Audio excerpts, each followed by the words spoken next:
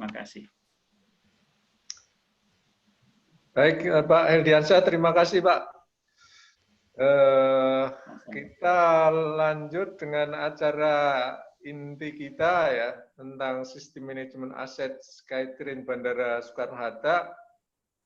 Kami persilakan Pak Saikunas El Mutakin untuk memberikan presentasinya.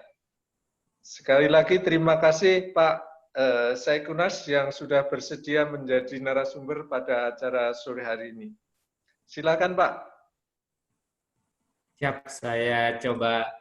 Terima kasih Pak Edi atas kesempatannya dan BKTF atas waktunya mempercayakan saya untuk membawakan materi presentasi tentang APMS. Mungkin izin share screen ya Pak ya? Ya, silakan Pak.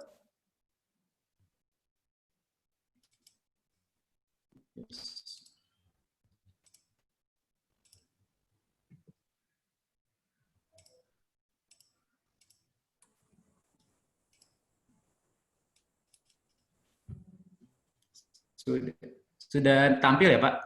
Ya, sudah cakep sekali. Ya, bismillahirrahmanirrahim. Assalamualaikum warahmatullahi wabarakatuh. Selamat sore Bapak, Ibu-Ibu. Izin saya mau menyapa dosen-dosen teknik fisika ITB dulu. Pak Edi, ada Pak Tanto tadi saya lihat juga. Dosen saya di tahun 2005 sampai tahun 2009 di teknik fisika ITB. Jadi perkenalkan saya hari ini akan mencoba mempresentasikan tentang apa sih communication based train control atau kita nyebutnya CBTC dan manajemen aset yang ada di KA layang bandara. Mungkin kalau di Singapura namanya SkyTrain ya. Kalau di kita pakai bahasa Indonesia namanya kayak KA layang sebutannya.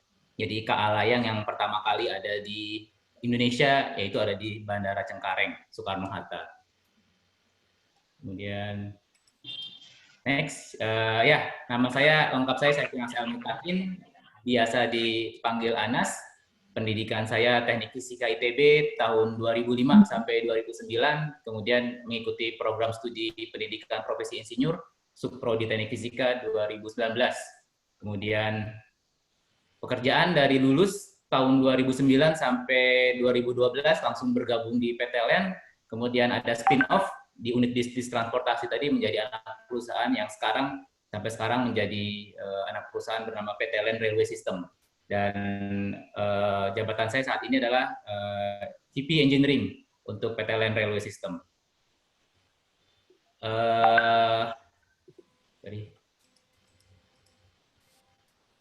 Kemudian ini mungkin proyek portofolio awalnya Soekarno-Hatta terletak di Bandara Cengkareng.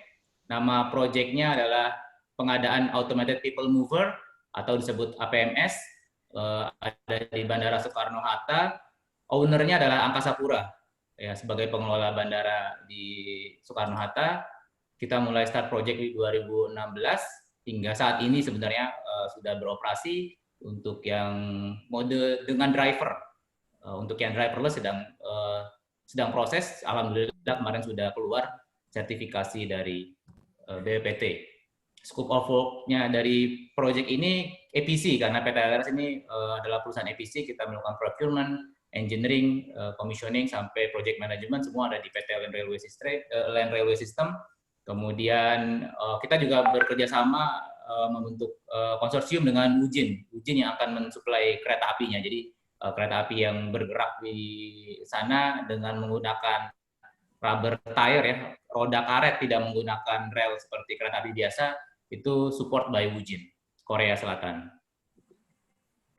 Ini mungkin kondisi saat ini Pak, saat peresmian kemarin, kurang lebih 2017 ya, posisinya kita hanya satu transit saja, muter-muter dari Terminal 1, Terminal 2, kemudian ke Terminal 3, ini satu transit, ada 2 car, masih menggunakan masinis, itu kurang lebih 2017.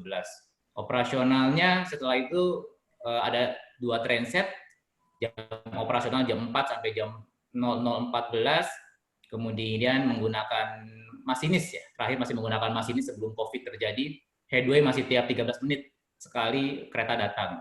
Kemudian karena masih menggunakan masinis, belum menggunakan driverless-nya juga belum bekerja, kita semua masih melakukan dengan manual, operasi, scheduling, pemberangkatan KA sama seperti kereta api biasa yang ada di PT KAI ya, milik KAI. Kemudian kereta api ini ketika sudah bisa bergerak walaupun secara fungsi belum 100% berjalan, dilakukan oleh ONM, Operator and Maintenance-nya oleh PT Lentreka Prisma Semesta. Ini adalah anak perusahaan dari PT LRS yang melakukan operation di sana. Jadi yang melakukan operasi di operating center, yang melakukan driver yang ada di kabin tiap kereta itulah teman-teman dari PT Lentreka Prisma Semesta, anak perusahaan LRS yang spesifik di bidang ONM, Operation and Maintenance. Nomor 7, ini sebenarnya poin paling krusial, teman-teman, ketika sistem belum bekerja 100%, tapi kereta sudah dioperasikan dengan degraded mode-nya menggunakan driver, teman-teman engineering LRS hanya punya waktu dari jam 00.14 sampai jam 4 subuh untuk bisa set up sistem. Karena secara sampai saat ini sistem masih baru kemarin sistem sudah diresmikan keluar rekomendasi teknis dari BPPT, tapi sejak 2017 launching itu teman-teman engineering masih terus melakukan instalasi adjusting di tengah malam gitu. Karena kalau pagi kereta api terus berjalan melayani penumpang. Itu mungkin satu tantangan yang kita hadapi kemarin ketika melakukan proyek ini. Kemudian ini kondisi saat ini Pak, virus corona mulai mewabah, pandemi, per 14 April 2020 KA Layang itu berhenti beroperasi, jadi tidak lagi melayani penumpang di Cengkareng. Dari AP2 sudah untuk menghindari penyebaran, meminta untuk KA Layang berhenti operasi, tapi kondisi ini ternyata ada hikmahnya buat kami Pak, kita bebas melakukan pengetesan dari pagi sampai malam untuk melakukan driverless dengan BPT.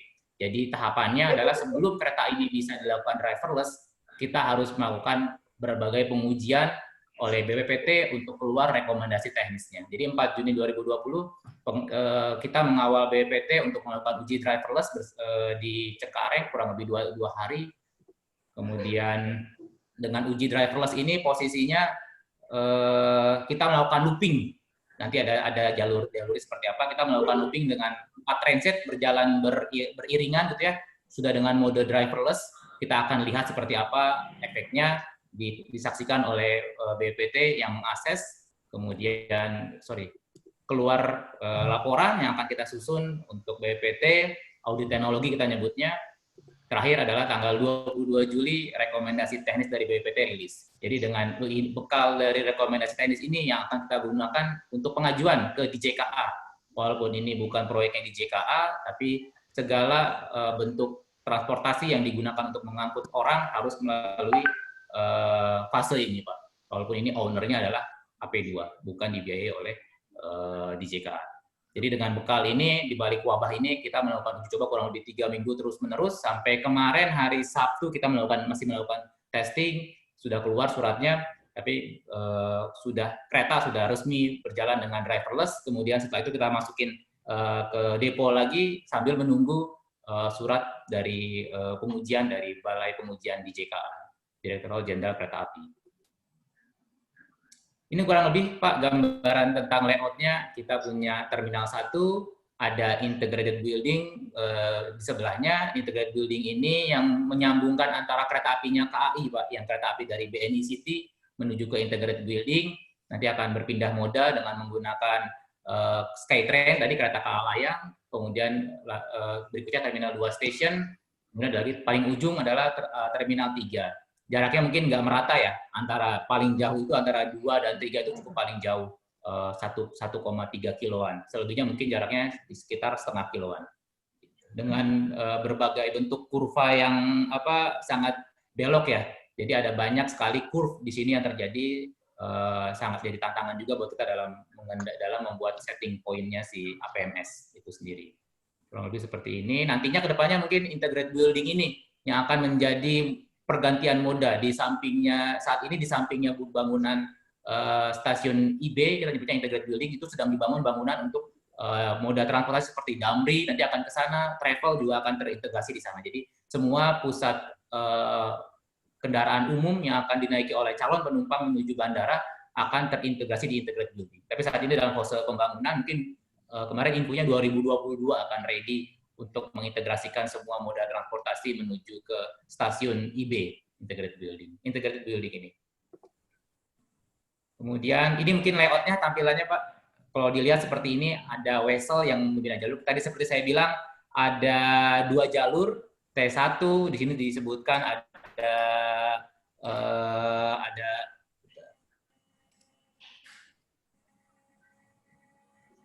ada terminal 1, ada vessel di sini yang berindikasikan miring ini vessel untuk berpindah jalur, ada TIB, integrated building, ada T2, dan paling jauh ada T3. Jadi kereta api bisa loop line bergerak searah counterclockwise dari T1 menuju T2, menuju TIB, T2, kemudian menuju T3 seperti jalur yang kuning. Jalur yang kuning adalah jalur kereta api seperti ini bentuknya. Dari kuning T3 dia akan balik lagi menuju jalur atas menuju T1. Begitu seterusnya. Ini yang kita uji coba driverless kurang lebih 3 minggu sampai keluar kemarin surat rekomendasi teknis dari BPT. Nah, selain kalau tadi kita nyebutnya mainline, kalau ini adalah deponya. Deponya ini tiap malam jam 00.14 kereta api akan balik ke kandangnya masing-masing. Di sini ada 6 jalur Pak untuk stabling yang L12, L32, L72, L34, L54, dan L74. Ini adalah tempat kereta api 6 transit yang saat ini sudah dimiliki oleh AP2. Ketika malam dan ketika waktunya overhaul, mereka akan dilakukan di sini aktivitasnya. Jadi ketika malam semua nggak ada kereta yang diparkir di mainline, semua masuk ke deponya sendiri. Seperti itu. Di sini ada kalau di pojok kanan atas di sini ada TZB ya, transition zona untuk kereta api dari yang tadinya menggunakan CBTC menggunakan manual driver. Jadi kereta api itu di sini untuk di wilayah depo kita tidak menggunakan CBTC lagi. Semua menggunakan, kita menyebutnya langsiran. Kalau kereta api biasa di jalur biasa kereta api itu langsir dengan juru langsir ya. Hal yang sama pun kita lakukan di sini. Kereta api hanya akan bergerak sampai di jalur di sini. Nanti dari sini akan dipandu menuju ke jalurnya atau standingnya masing-masing yang sudah diarahkan. Itu untuk depo. Nah, masuk ke inti desain communication based train control sendiri, CBTC semua terstandar di IEEE, standar di 1474 dari subset 1 sampai subset 4. Masing-masing subset ini punya ininya sendiri, fokusnya sendiri dari mulai performance sama requirement, kemudian ada user interface, ada sistem design dan functional allocation-nya, dan terakhir adalah untuk testingnya, subset keempatnya sendiri. Kurang lebih seperti ini untuk yang standar yang dijadikan referensi teman-teman ketika mendesain. Nah, dari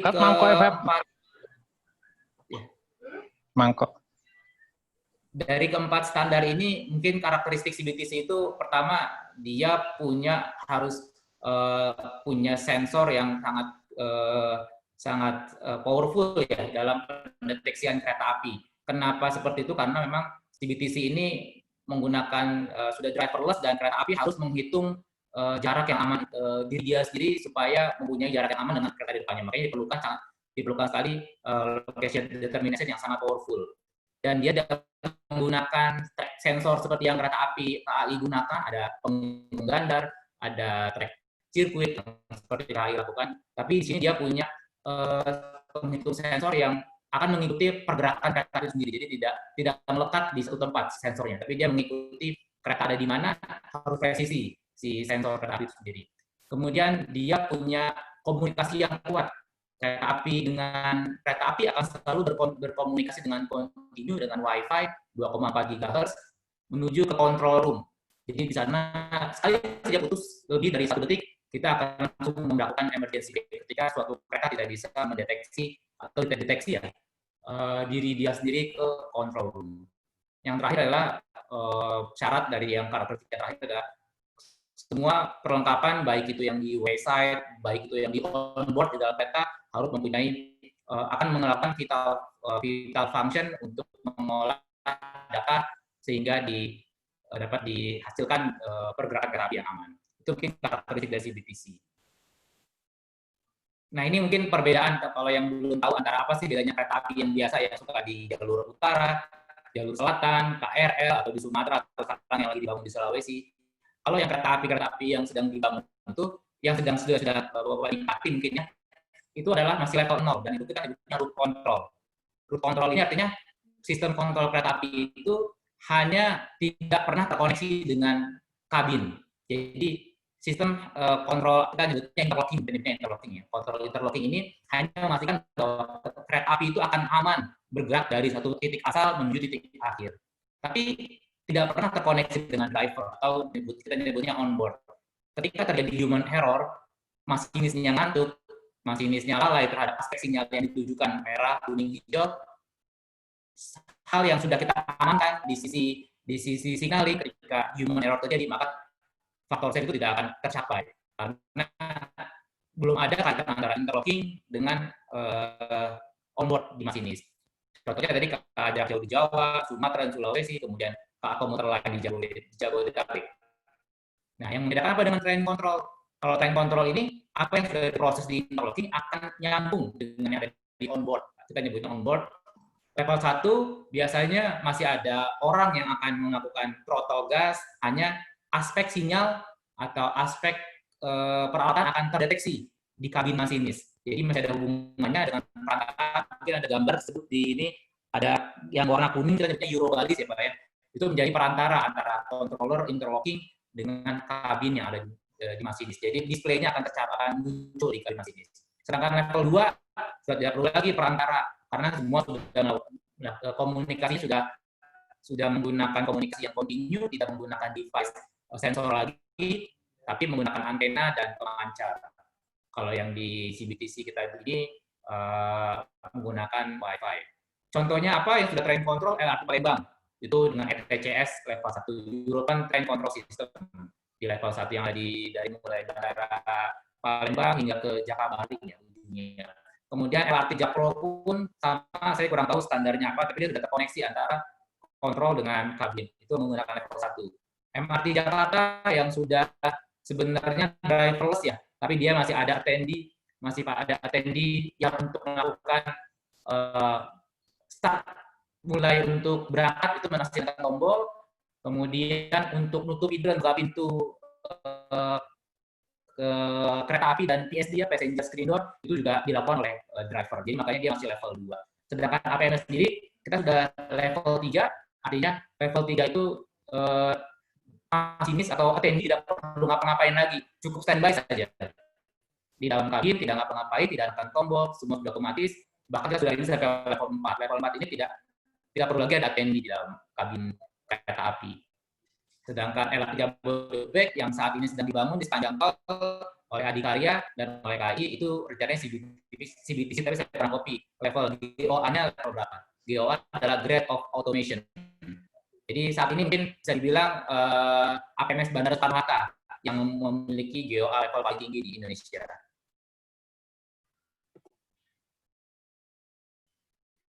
Kemudian seperti ini mungkin gambarannya Pak, konfigurasi ada, kita nyebutnya di sini ada CBI itu interlocking-nya sendiri yang melakukan proteksi terhadap kereta api berjalan. Ada ATS ini adalah yang bakal interface dengan operator kalau ada untuk melihat kereta api seperti apa perjalanan kereta apinya. Ada wayside, ada zone controller yang punya fungsi ATP, automatic train protection, dan juga punya ATO, automatic train operation. Di sini zone controller.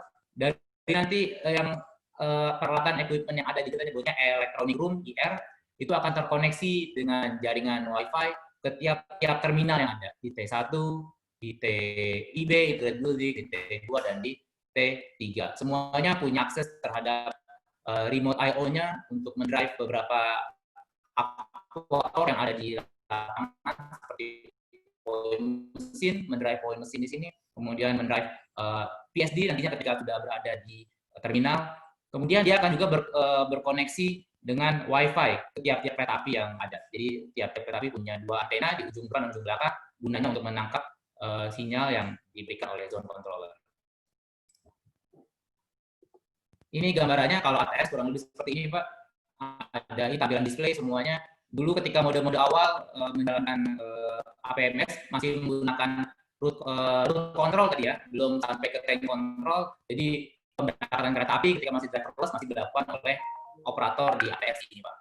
Kemudian ada switch yang nyambung, ada CDI ini Pak kuning ini dari kita supply dari produknya MEN ya. Kemudian sama juga zone controller yang menggunakan yang ada di sama-sama ada di satu ruangan ya dengan CBI dengan ZC satu ruangan. Kemudian semuanya akan terkoneksi ke remote I/O masing-masing yang ada di tiap-tiap terminal dan di tiap-tiap equipment di lapangan dan akan terkoneksi dengan WiFi untuk bisa berkomunikasi dengan VOBC. Di sini ada tulisan onboard Pak ya, onboard ATP, ATO di tiap ini ada komputer masing-masing di ujung belakang dan ujung depan dilengkapi dengan kita nyebutnya VOBC ya. Di sini ada VOBC Vital Onboard Computer. Vital Onboard Computer. Jadi komputer yang adanya gunanya untuk berkomunikasi dengan sistem yang ada di electronic room dan akan menampilkan lewat DMI, Driver Machine Interface. Ini seperti dashboardnya ini ya, masinis untuk menunjukkan berapa speed yang sedang aktif seperti itu. Kemudian ini tampilannya Pak, sensor yang ada, ini ada DMI tadi Pak, yang sebagai interface ke masinis untuk mengetahui posisi, mengetahui speed. Ada tag reader ini akan ngebaca tag, balis tag yang akan di sini ada geographical informasi terhadap jalur treknya itu sendiri, ada kilometer berapa, ada di lengkungnya berapa, ada di misalkan ada elevated, dia akan ditaruh di sini informasi dan akan dibaca oleh kereta api lewat readernya sendiri. Ada tap proximity pad, ada proximity sensor.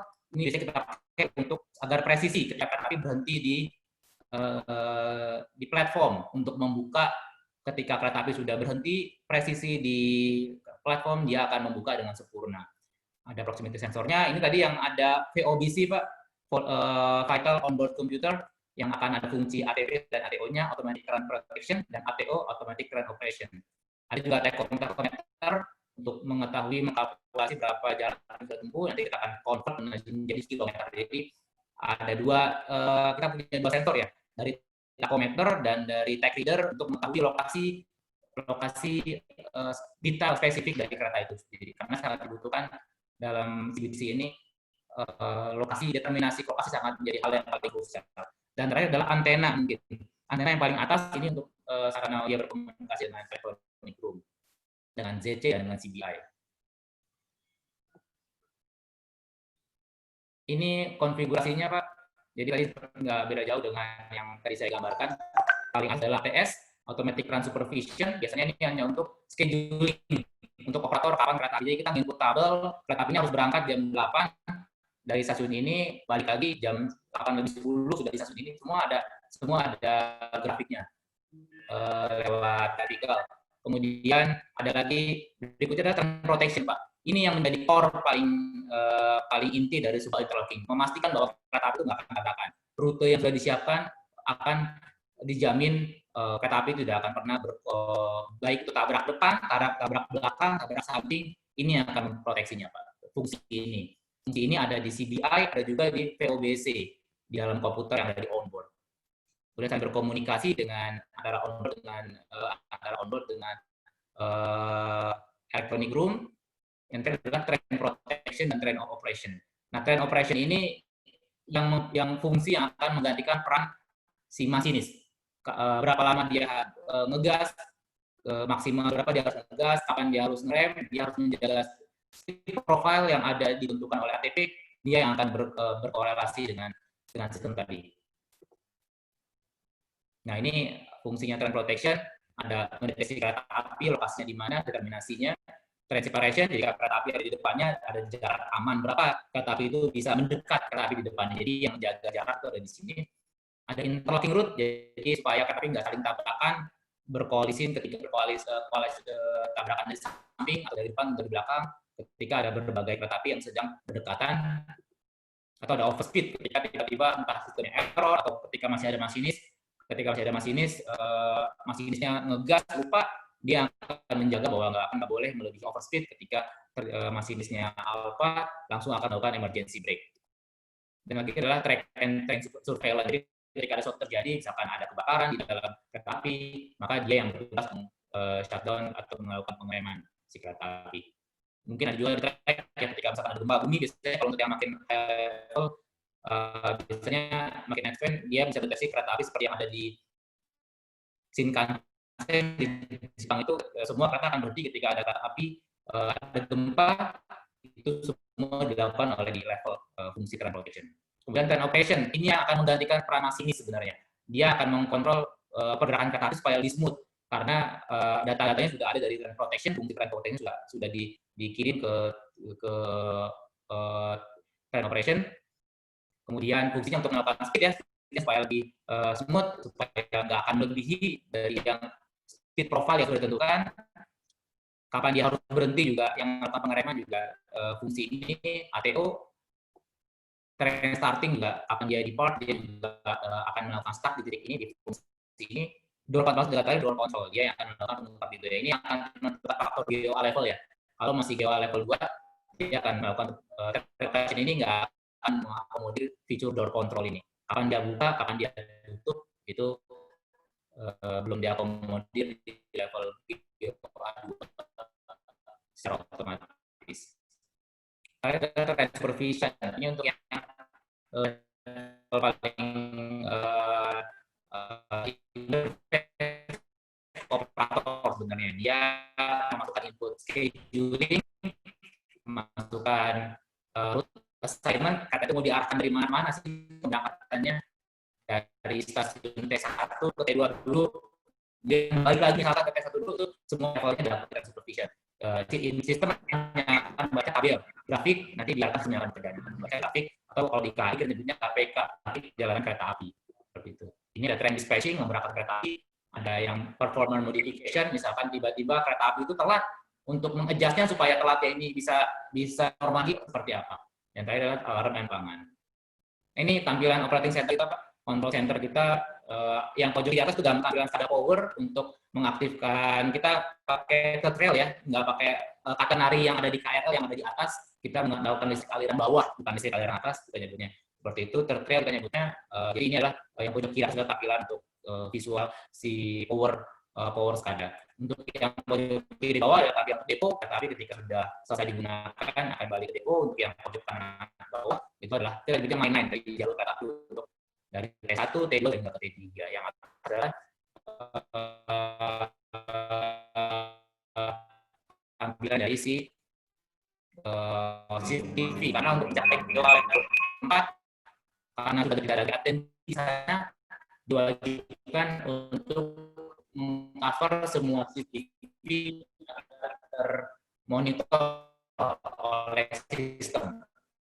Jadi itu apa penggantinya ATEN tadi di level 4 adalah gimana caranya covernya semua sistem itu cover.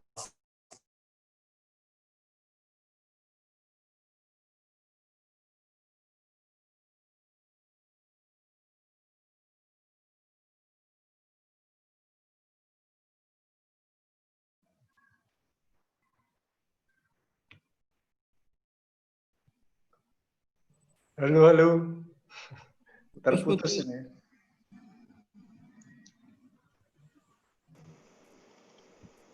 Sinyalnya jelek ya, Pak. Suaranya juga bengong, putus. Ya, suaranya kurang bagus. Dari Pak Tanto bagus tuh suaranya. Suara jelas.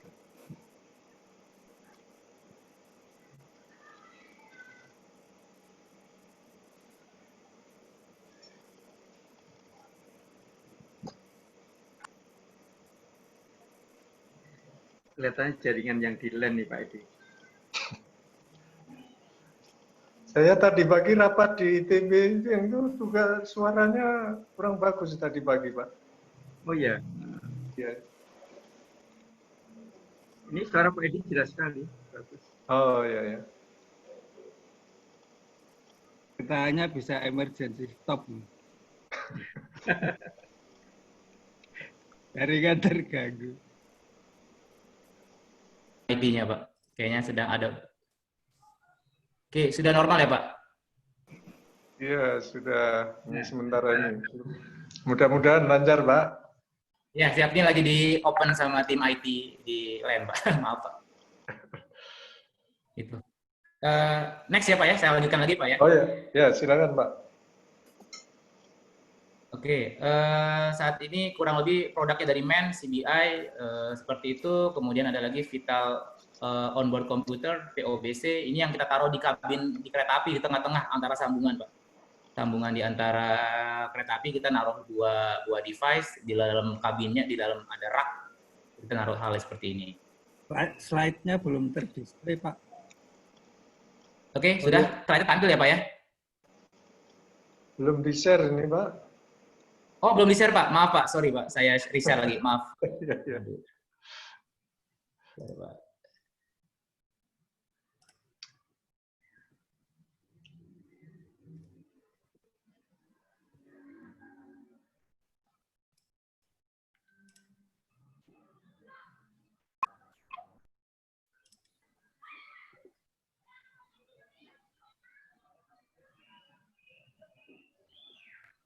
Oke, Pak. Sudah tampil ya, Pak? Screen Ya. share-nya, Pak? Sudah. Oke. Oke, ini, sorry.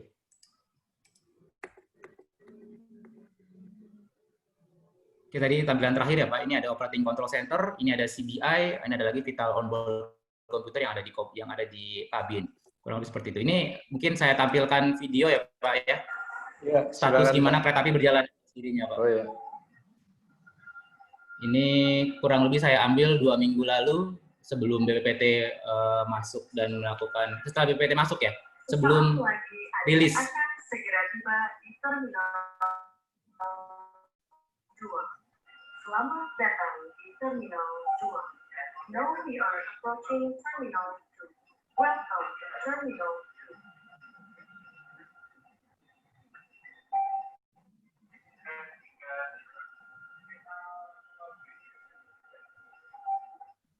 Oke, itu tadi kurang lebih gambaran gimana driverless bekerja, Pak. Akan mendekatkan, speed-nya akan menurun, dan dia akan melakukan pembukaan pintu ketika kereta api sudah berada dengan sesuai di atas proximity sensornya tadi, Pak.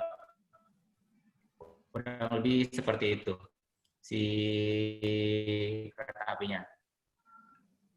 Yang manajemen aset saat ini memang jujur fitur manajemen aset yang sudah dimiliki oleh suatu operator biasanya datang dari vendor yang memang memiliki alat, Pak.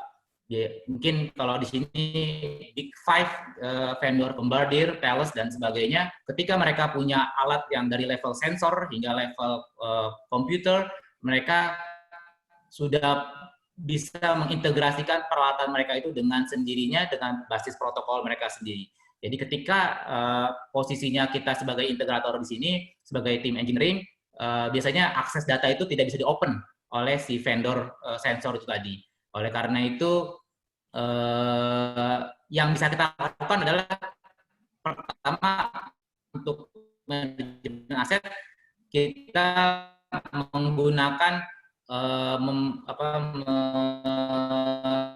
memanipulasi status yang tadi terlalu di open jadi status yang layer berikutnya, tidak layer paling dalam. Memiliki status dari vendor tadi, kita bisa muncul karakteristik device itu sendiri seperti apa.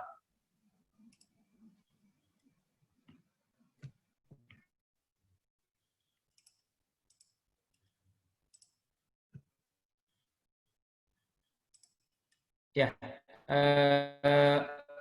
berikutnya ini data logger dari mainline, Pak ya. Dari data logger ini kita bisa posisinya kalau kuning transit keempat dan transit ketiga sedang beroperasi, sedangkan yang kuning adalah arah pergerakan kereta apinya. Semua semua termonitor. Yang panel-panel paling atas adalah panel-panel indikasi, Pak. Sudah normal atau belum? Yang bawah ya, yang bawah sudah lakukan. Jadi kita statusnya men-tapping dan pengolahan SCADA milik kita sendiri. Bisa logging traffic-nya, Pak, dari yang ada di SCADA ini, bisa operator activity logging ketika operator ini melakukan penekanan tombol, kemudian equipment juga ter-record ketika ada fail, ada alarm, kemudian ada log management, bisa di-save, download dan delete, bisa diputar di tempat lain ketika asalkan punya HMI yang sama tipenya dan real. Kemudian playback bisa juga di playback ya Pak, dari putar ulang ketika kita pengen melihat kejadian berdasarkan sequence by sequence, bukan hanya teks yang muncul tapi kita bisa putar ulang. Nanti saya coba munculkan contohnya. Kemudian ada lagi data logger sama, data logger ini yang depo ya, bisa logging, ini merekam aktivitas yang ada di depo Pak, sama statusnya semua ke record. Kemudian ini untuk yang si tampilan DMA-nya, Driver Machine Interface, pojok kiri atas, EB artinya emergency brake, ketika dia sedang emergency brake dia akan muncul. Pojok kiri bawah itu yang tengah-tengah yang ada logo itu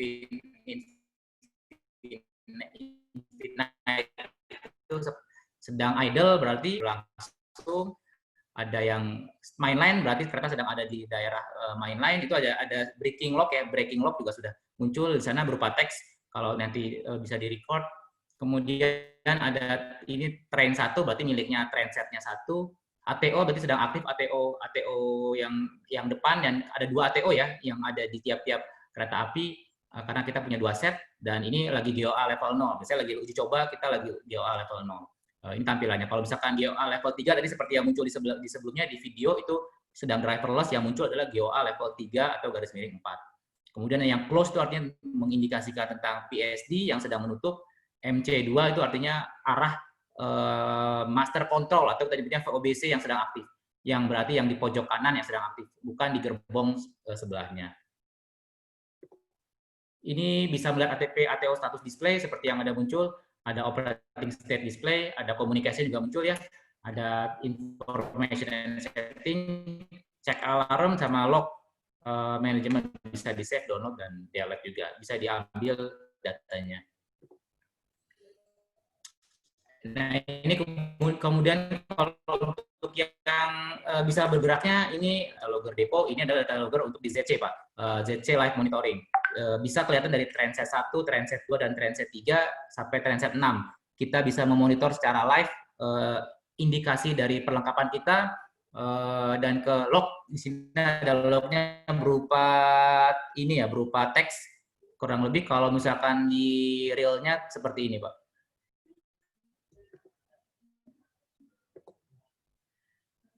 Nah ini mungkin ada tampilan displaynya si ZC atau zone controller ketika sedang bekerja. Ini kita menguji-ujikan langsung 5 trainset berjalan beriringan, Pak. Ini animasinya seperti ini.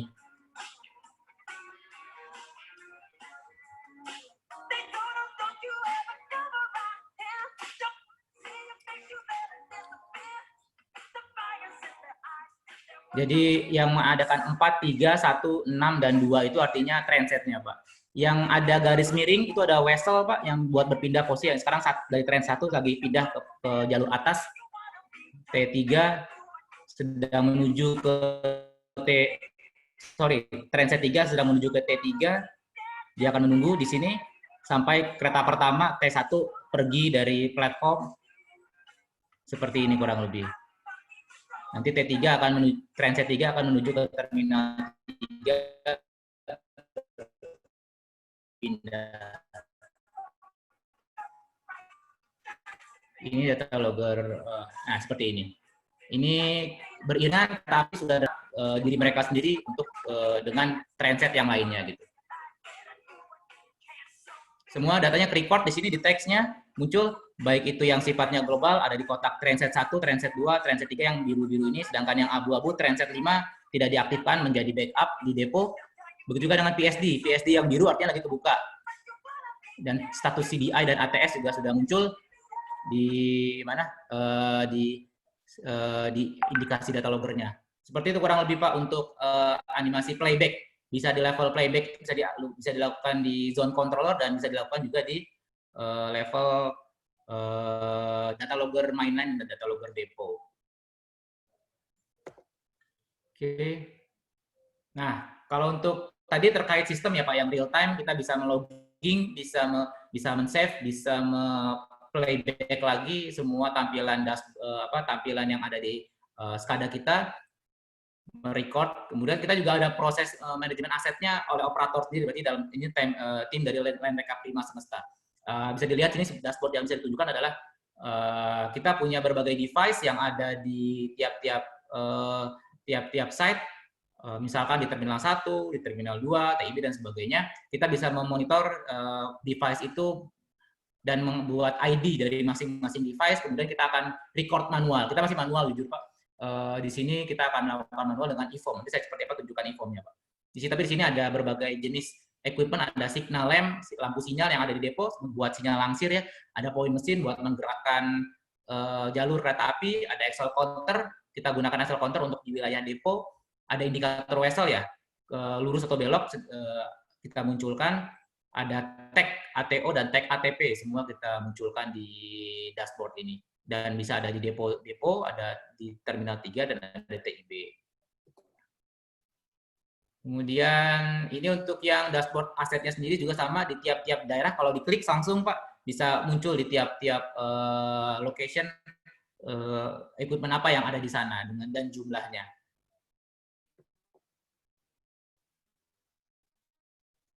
Nah ini untuk master lokasinya, lokasi kilometernya. Biasanya kalau di jalur kereta api, biasanya kita langsung menuju kilometer. Tapi kalau di sini kita pakai latitude ya, sama longitude untuk yang geographical positionnya.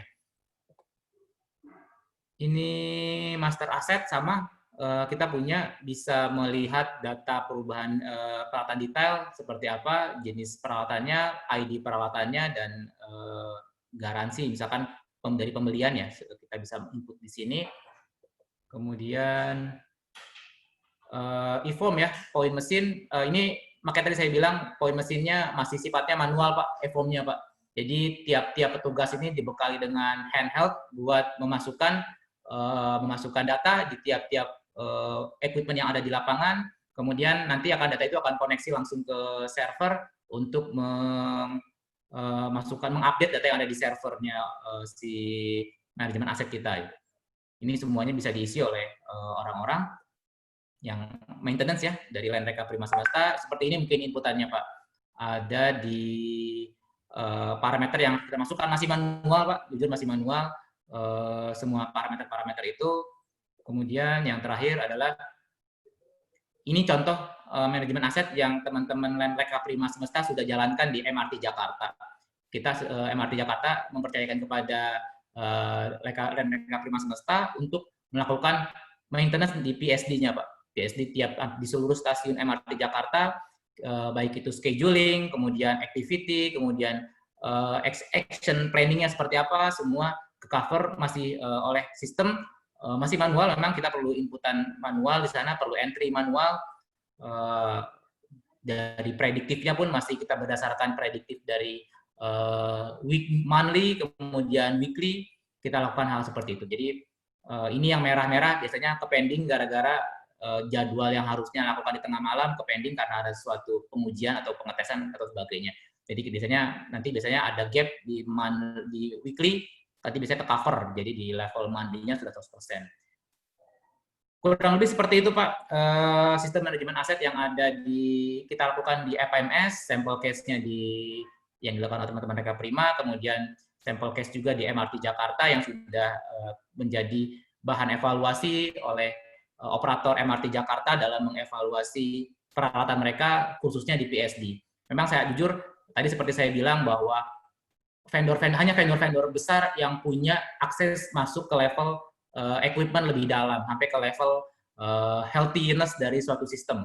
Jadi dia bisa real time melakukan dan men-tapping data tersebut lebih baik karena mereka yang membuat vendornya. Tapi untuk integrator kebanyakan kita mainnya di level layer paling atas, tidak level paling layer paling dalam. Jadi mereka menawarkan ke kita untuk bisa menggunakan kalau mereka menggunakan perlengkapan mereka menawarkan solusi dari mereka untuk bisa memonitor healthiness atau manajemen aset dari produk-produk mereka sendiri. Tapi memang harga tidak murah karena development-nya juga sudah cukup lama. Tapi tadi saya bilang biasanya hanya dilakukan oleh vendor-vendor yang mempunyai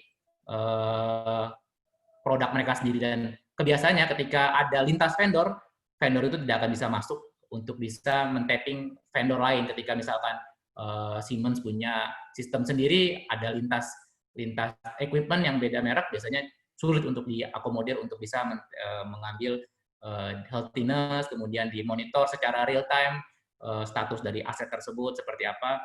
Jadi ya seperti itulah yang terjadi di dunia railway, Pak. Hanya bisa yang bisa kita lakukan oleh PT LAN dan LRS, lalu di LAN mereka prima kita hanya bisa men-tapping dari data manual level atas. Kurang lebih seperti itu yang bisa saya sampaikan, Bapak-Bapak. Mohon doanya supaya APMS ini bisa berjalan dengan baik setelah masa pandemi ini berakhir, dan mungkin nanti Bapak-Bapak bisa merasakan langsung gimana buah karya teman-teman full engineering lokal yang ada di LRS bisa melakukan produk GOA level 3 dan level 4-nya menyaingi produk-produk yang ada di negara tetangga, misalkan Singapura yang mungkin sudah terbiasa kita naiki gitu ya. Seperti itu mungkin Bapak-bapak, Ibu-ibu, Pak Edi khususnya presentasi dari saya. Mungkin saya kembalikan lagi ke Pak Edi. Terima kasih. Terima kasih Pak, presentasinya yang bagus, hanya tadi suaranya kadang-kadang terputus-putus. Ya, maaf Pak. Ya. Nah, ini ada pertanyaan yang dari chat ya, saya baca aja nih. Tanya Pak, apakah manajemen aset SkyTrain nanti juga dilakukan audit? Bagaimana mekanismenya serta SOP apa yang diberlakukan? Terima kasih. Ya, posisinya saat ini kita memang masih melakukan manajemen ini masih dilakukan develop ya Pak ya, karena manajemen aset ini hanya dilakukan di kereta-kereta yang punya urban, LRT atau MRT atau APMS dalam hal ini. Untuk kereta api biasa, kereta api yang di KAI itu masih manual seperti yang kita lakukan saat ini Pak. Jadi perlu effort banyak untuk bisa mendevelop. Mungkin paling gampang memang kita membeli tadi seperti dari vendor-vendor besar. Tapi masalahnya vendor-vendor besar ini kita nggak beli semuanya barang-barang dari mereka. Kita integrasikan barang-barang tadi dengan merek lain. Jadi pasti tetap ada kesulitan ketika buat integrasi. Dan masalah ada audit pasti akan diaudit Pak. Karena data dari kita itu biasanya karena masih manual perlu audit untuk menjadikan jaminan apakah sudah layak atau tidak. Karena semua fasilitas yang ada di fast op kita nyebutnya, fast op yang akan melayani penumpang harus diaudit untuk bisa layak jalan dan diberikan sertifikat layak jalan oleh JKA. Kurang lebih seperti itu. Tapi saat ini mungkin sedang balapan antara sertifikasi teknis si kereta api itu dengan sertifikasi nantinya si manajemen asetnya itu sendiri. Seperti itu kurang lebih Pak Edi. Oh ya, berikutnya dari Pak Noprian ini. Untuk train yang driverless dari sisi aspek safety control, apakah ada semacam sertifikat safety seperti SEAL certificate dari lembaga internasional? Ya, sebenarnya posisinya saat ini teman-teman yang sudah dilakukan adalah menggunakan barang-barang yang sudah certified, seperti komputernya sudah certified silver Pak. Untuk engineering-nya sendiri, jadi hanya untuk barangnya saja. Untuk yang case generic produknya sudah certified silver. Tapi untuk engineering-nya sendiri, teman-teman memastikan bahwa produk yang nantinya digunakan sudah pernah, seperti kita menggunakan sistem compilernya yang sudah certified dari QNX Pak, yang sudah silver. Jadi jujur masih yang baru kita gunakan adalah generic produknya sudah dipastikan certified. Tapi untuk engineering spesifiknya kita sedang proses juga Pak. Yang di APMS ini tim sedang paralel menggunakan mencertified spesifik application-nya Pak untuk disilverkan lewat lembaga internasional. Tapi kalau untuk generiknya sudah seperti itu. Berikutnya dari Pak Dimas Satria ya. Untuk resetting dan kalibrasi sensor-sensor motion dan proteksi train yang dijelaskan tersebut, apa sudah bisa dilakukan sendiri oleh teknisi kita? Rutin cek periodiknya per bulan, 6 bulan, atau tahunan? Ya, untuk periodic checkingnya kita ada maintenance, itu biasanya di malam hari Pak, ada yang monthly, ada yang weekly. Beberapa tools kita harus impor ketika tools penyangkut kereta, mau nggak mau harus beli langsung dari Wujin, dari Korea. Untuk yang tools yang lainnya yang sifatnya generik, tools standar, itu kita bisa buatkan interface-nya dari tim engineering, karena tim engineering yang membuatnya, jadi tim engineering nanti akan membuat interfacing-nya supaya pengecekan bisa termonitor dengan baik. Mungkin kurang lebih seperti itu. Kalau special tools itu mau nggak mau kita harus beli ke vendornya, Pak. Seperti tool sensor untuk mengkalibrasi si proximity sensor, ada toolsnya, programmingnya. Kemudian tools buat si controller si kereta itu harus beli juga ke tools untuk kereta, dan ketika ada overhaul ya, overhaul juga kita harus sediakan juga. Itu masih beberapa ada scope-nya yang harus dibeli oleh operator, dalam hal ini AP2, owner menyerahkan ke kami karena Land Reka Prima hanya melakukan maintenance, tapi berarti beberapa tools harus disediakan baik. Beberapa yang generik oleh kita, oleh Land Reka Prima Semesta sebagai operator, tapi yang spesifik sifatnya itu mau nggak mau harus di provide oleh ownernya, AP2, seperti itu Pak. Berikutnya dari Pak Dendi Reza. Bagaimana mengantisipasi serangan cybercrime mengingat menggunakan Wi-Fi yang dapat dieksploit, misalnya sniffing di jaringan? Ya, teman-teman dalam hal ini sudah memproteksi cyber security di level onboard komputernya ya Pak ya. Biasanya teman-teman mengencrypt datanya. Memang saya kurang copy detailnya seperti apa, tapi sudah ada mekanisme encrypt karena itu sudah terrecord di IEEE gimana caranya supaya jaringan Wi-Fi ini yang mungkin jadi bisa kebaca, itu bisa tidak bisa diintrusi oleh cyber security, oleh serangan hack atau dan sebagainya. Tapi yang mungkin yang paling perlu diingat adalah ketika seseorang bisa masuk dan separah-parahnya bisa nge-jam atau nge-intrusi si jaringan, level paling proteksi berikutnya adalah level logic. Level logic ini akan mengcover proteksi ketika level security sudah bisa ditembus oleh sistem. Jadi hal ini tidak, ketika separah-parahnya ada jamming untuk membuat kereta api itu tabrakan, itu sudah ke-cover di level logic, level paling bawah, paling dasar, sehingga kereta akan masuk ke safe state-nya, yaitu berhenti. Jadi kalau di dunia kereta api itu mode paling safe adalah kereta api berhenti, nggak bisa ngapa-ngapain. Jadi mode paling bawah ini akan dilakukan oleh sistem, dan proteksi paling bawah ketika tadi cyber security ternyata bisa tembus. Tapi untuk hal ini saya kurang copy detailnya seperti apa. Yang terinfo dari teman-teman telekomunikasi untuk mengcover, dia sudah ada encrypt data untuk bisa dibaca dan diteruskan antar peralatan. Kurang lebih seperti itu nanti Pak Dendi. Oke, lanjut lagi dari Pak Dimas Satria.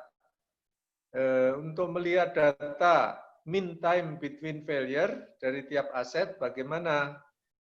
Kemudian, atau satu-satu aja, ini ada 3 pertanyaan. Ini nanti saya bacakan satu-satu. Ini yang pertama tentang mean time between failure setiap aset, gimana caranya? Ya, saat ini karena kita integrator, biasanya yang kita kalkulasi adalah ketika barang itu dari vendor, kita langsung menggunakan data dari vendor itu sendiri. Seperti misalkan CBI, mean time between failure, ketika silver tentu sudah, yang kita gunakan adalah data silver, ya, data yang datangkan dari pabrik. Untuk data-data yang paling seperti itu sifatnya, kita menggunakan data MTBF yang ada di pabrikan, tapi posisinya kita gabungkan dengan data untuk mencegah itu tetap ada weekly maintenance yang harus kita lakukan. Tapi jujur, karena tadi sifatnya kita belum menggunakan ISA sendiri dan mengecek, memverifikasi MTBF tiap sistem menjadi satu sistem yang besar, kita saat ini baru mengandalkan data MTBF dari pabrikan, dari vendor. Itu. Kalau operasi belum ya, mungkin pertanyaan ini yang data operasi, kalau tadi kan data generik vendor ya. Ini kalau sudah berjalan itu kan nanti udah nggak cocok dengan data vendor gitu ya. Belum Pak, kita belum lagi sedang mengkalkulasi itu sendiri Pak. Jadi kemarin fokusnya gimana fungsi ini berfungsi dulu, sedang proses berjalan sambil ada syarat untuk bisa mendapatkan hal itu dan mengukur gimana caranya ketika sistem itu sudah berjalan berapa MTBF. Tapi saat ini data yang kita baru gunakan ada data yang bawaan vendor. Itu sedang paralel kita ukur juga Pak MTBF-nya dari sistem. Kurang lebih seperti itu. Ya, ini berikutnya pertanyaan kedua, top list Pareto. Ini ada Paretonya tentunya ya, gangguan tertinggi yang menyebabkan sistem atau subsistem breakdown. Ya, biasanya sistem itu makanya namanya communication based train control gitu ya. Communication based train control. Jadi parameter komunikasi menjadi sangat penting sekali Pak. Ketika kereta api ini nggak bisa berkomunikasi dengan electronic room, dengan OCC, maka kereta akan masuk ke state safe ya. Jadi parameter komunikasi ini terakhir kita banyak effort sekali untuk mengadjust gimana caranya tidak ada blank spot di sepanjang rute, semua tercover oleh WiFi dan semua coverannya sudah di atas range yang normal untuk kereta api bisa berjalan. Itu kemarin interferensi paling banyak dengan vendor-vendor telkom kebanyakan. Ketika ada WiFi, di situ juga ada WiFi antenanya vendor telekomunikasi. Itu beberapa kali sempat kita mengadjust dan meminta untuk entah itu WiFi-nya dipindah telkom ya, vendor telkom tadi telekomunikasi, atau kita memindahkan, kita yang mengalah untuk memindahkan akses point kita supaya tidak terganggu oleh interferensi. Jadi emang paling besar saya yakin di situ, dan ini pun hal yang terjadi di KCIC Pak. Di kereta api cepat, harusnya di semua standar kereta api itu punya akses GSM frekuensi yang dedicated buat transportasi. Tapi kita tahu sendiri di Indonesia semua slot frekuensi sudah dibeli oleh vendor telekomunikasi. Jadi mau nggak mau ketergantungan kita sama WiFi, terus GSM sudah full book oleh vendor, ya mau nggak mau kita mengantisipasinya ya dengan WiFi, dengan GSM sudah effortnya sangat berat karena mereka juga vendor telkom juga sudah banyak invest di sana. Jadi seperti itu kurang lebih kalau top list dulu effort paling besar di engineering, selain kita membuat sistem itu bisa sesuai IEEE, implementasinya gimana caranya di sepanjang jalur itu bisa tercover. Mungkin masalah kedua kalau Pak lihat tadi di mana di jalan di rutenya itu ada banyak sekali curve yang terjadi Pak. Curve banyak terjadi karena mungkin dulu posisi teman-teman vendor sipil membuat kereta api itu seperti bikin jalan biasa ya, tinggal gas. Padahal kalau di kereta api CBTC itu effortnya sangat besar, kereta itu sayang banget, udah lagi ngebut sebentar harus ngerem gitu. Jadi mungkin dulu belum banyak pertimbangan tentang akselerasi terkait dengan civil construction. Jadi kalau dilihat mungkin kereta api di APMS ini walaupun sudah driverless, kita membatasi kecepatan amannya Pak, karena banyaknya kondisi sipil yang harus kita penuhi. Kurang lebih seperti itu Pak, yang menjadi concern paling besar ketika masa engineering dan kemarin uji coba driverless-nya. Ya, ini yang pertanyaan ketiga, untuk jadwal preventive maintenance, apakah ada gitu ya? Ini misalnya per 1 tahun, 52 minggu. Ya. Kalau posisinya teman-teman itu info dari teman-teman mereka itu ada weekly.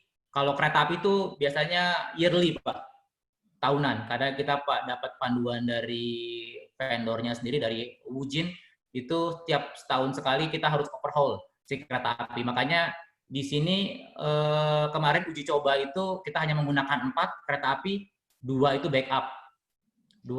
backup, kemudian sisanya 4 beroperasional untuk yang case nanti ketika sudah driverless ya. Jadi nanti ketika ada yang masuk overhaul tahu. Tapi untuk equipment kita biasanya kita melakukan maintenance untuk yang equipment seperti di outdoor, aktuator, seperti point mesin, lampu sinyal yang ada di itu kita melakukan paling kecil tuh paling cepat tuh weekly kita lakukan paling cepat.